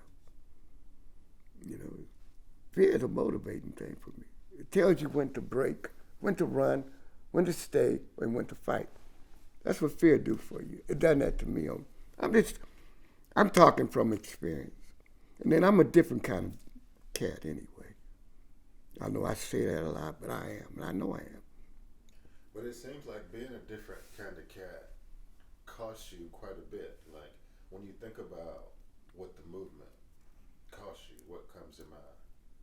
What did you have to give up? What did you have to pay for the work you were so committed to? I gave up some time that I could have been spending with my children, even my grandkids today. I got a newborn granddaughter coming, and I'm trying to get down there for her next month. But I lost a lot of connections with my kids and stuff, but my relationships with women became very screwed up because I couldn't tell them the truth all the time. I had to lie to cover my past, not for myself, but for them, because I know what they would do when they find out that you be messing with me. People that mess with me and people like me, ugly things start happening and things start surprising people. Well, what happened here? Why did that happen? I never had that problem before. Or somebody broke in my house. They didn't take nothing. Or somebody did this. Or somebody's caught people following me. You know, all of a sudden I can't get on the airplane. People are isolating me. Why do you want to search me? You never searched me before. Why are you calling me in here? Why are you asking me about this guy over here? I told you, when you start messing with me, people are going to start talking to you that you really don't want to hear. And they will come to your job. They will make you lose your job. You know, those are the things you give up. But the satisfaction I get from it is that I know I've hurt you. I got your attention. And you don't want to see more like me. You don't want to see guys like me. I'm about taking this machine apart and rebuilding it.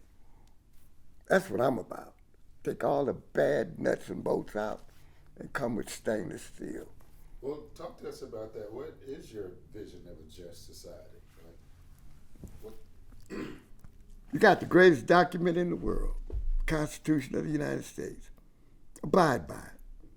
Follow it. That's all the Vietnamese wanted. That's all Ho Chi Minh asked for. We love this Constitution. We love democracy. If you follow it, it's cool. It's beautiful. But if you don't and you take it and you misuse it, it's very harmful to the whole. And it only satisfies a small group that has a hold on this country. Just a small group. And to keep it together is to unify themselves and allow these racist groups to build and to keep this division and separation of the people. To keep the Latinos upset with the blacks, the Asians upset with the Latinos, while everybody's fighting amongst themselves, the big dog's at the top pulling the strings and stealing everything he could possibly steal around the world. We're just small screws. We're just a piece of the pie. This bitch is greedy. He wants the whole damn pie, and he don't want to share with nobody. And he wants to control who gets what and when. I'm a simple man. I don't have a degree. I'm just a simple African man trying to do the right damn thing. That's all I'm trying to do. And I'm trying to enlighten my people and show them if you dare to struggle or you dare to fight, you've already gave up. Ain't nothing a loss if you don't fight. You lose everything. You got to fight. You got to take a position. If he has no respect for you, he runs over you. You take me, you line me up, you take everybody in this room, you take them to jail. I bet you they'll come to me, isolate me away from you guys. Because he know I know him. And he don't want me to tell you and you about him. I'm a bad seed. I can organize. Let's see, why they got isolations in prison? Why they got George Jackson locked up for 12 damn years for robbing a goddamn gas station? Why do you isolate people, the educated black people, from the rest of the inmates? You don't want them to contaminate it. I'm like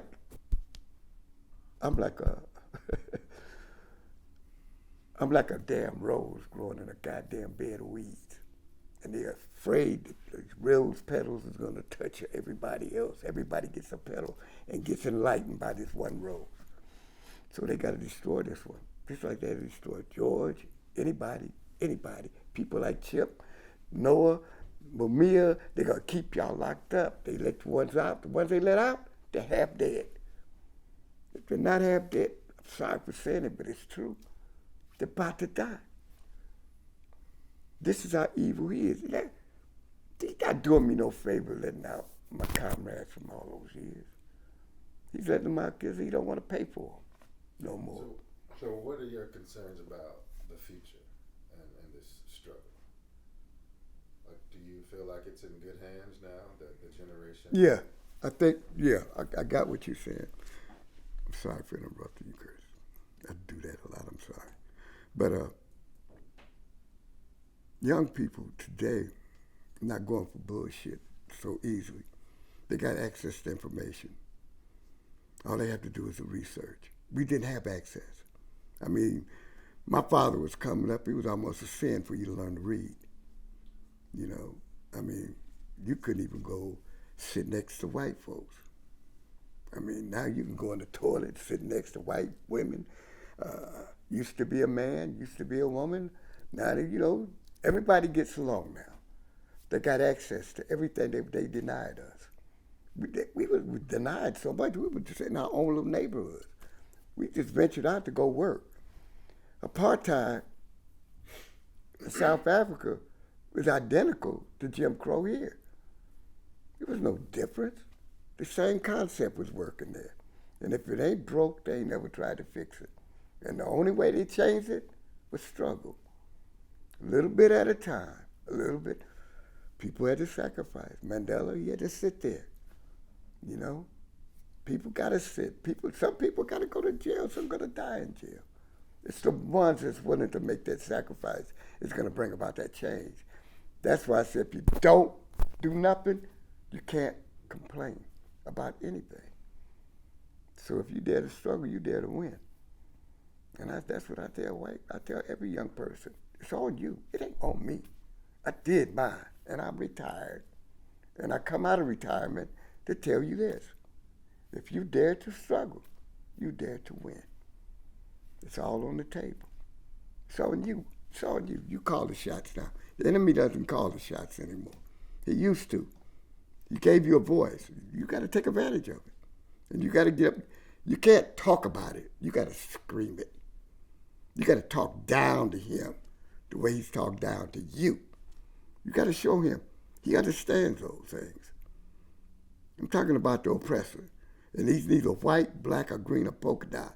They're all the same. Oppressor is an oppressor. Anybody that denies people their rights to exist is an oppressor. And if he's doing that to you, he'll do it to me. So his worst enemy is for us to consolidate our forces. This is what he sees now. It's consolidating. We're going to be replaced. No, we ain't talking about replacing you. We're just talking about getting rid of the bad guys. You got some bad people you're messing with. Like you told me, you're running with some bad people. You might want to change up. Hey, we'll accept you. But be willing to put that work in and deny him. Yeah, that's what I tell young people. Keep fighting. Don't give up. When you think you're losing, you're winning. He knows who you are, and he's afraid of you. He can't touch you the way he used to. But the more of you that come together, the better off it is for everybody. And I'm talking about all nationalities. I'm not talking about nobody particular. I'm talking about we need everybody to participate in this. Take everything you learn from what goes on with these hearings in Washington and everything else that's surrounding us. But this new Ku Klux Klan, all they did was tell me you don't have to wear no hoods no more. Tell everybody take your hoods off. It's cool. Donald Trump's president. Proud Boys stand by. That's what he told them. They did. And they come back on the 6th to do what he asked them to do. They wouldn't be mad. Nobody would be upset if they would have been successful. The only reason Trump is mad is because he lost. And he got caught with his hand in the cookie jar. He was so confident that he was going to win, he started putting his shit into action on plans he wanted to do for president for life. And he got a bunch of idiots to go along with him. So we've covered a lot of ground, but a lot of times the interviewer doesn't ask everything the interviewee wants to talk about. So are there any things that I didn't cover that you'd like to share with us? No more than what I think I've said. I think I pretty much covered it. If there's any questions that's left that you can get from me, I'm more than happy at any time. All right. Well, here ends the interview. So thank you for your time, your candor, and the education that you're going to give to a lot of people, grown people, young people. women, Yeah. men, people in this country, people in other parts of the world. This is going to be an accessible archive that no matter where you can be in Russia or Ethiopia, have access to this. So we appreciate your giving us this material. We know we can't find it anywhere else. Okay, I appreciate that, man. I think the opportunity to be here, talk to you, to talk to Matt, meet my new cameraman friend here, it's been great, man. I mean, all I can say to you guys is continue this. This is a good fight. You know, ain't nothing wrong with being in a good fight, man. My dad used to tell me all the time, my uncles, you see a good fight, you get in that shit, especially when it pertains to black people. You get in there and you defend human rights, you know. First of all, I just want everybody to know I'm a human being. That's all I am, but I happen to care, all right? That's all I want to say. All right. Thank you. All power to the Can I say people. one thing? Thank you so much for this. Oh, being cool, here, man. and it's an honor to know you. I did hear one good thing at the 40th anniversary of the massacre in Greensboro, '79. Mm-hmm. They had a thing at Bennett College there, and there were a lot of people there who had been there, and survivors, so far. I just heard a line that stuck with me. It says, when you fight, you win. Right. Well, not no guaranteed, but when you fight, you win. That's right. You win because you've done your part. You brought everything you had to the table. That's all you got. That's all that you got left is you the will to fight. You know, you can't give that up. It's a human right. You know, y'all got me on that immaterial, man. You pulled something out of me I ain't thought about in a long time. Cut. All right. All right. Cut.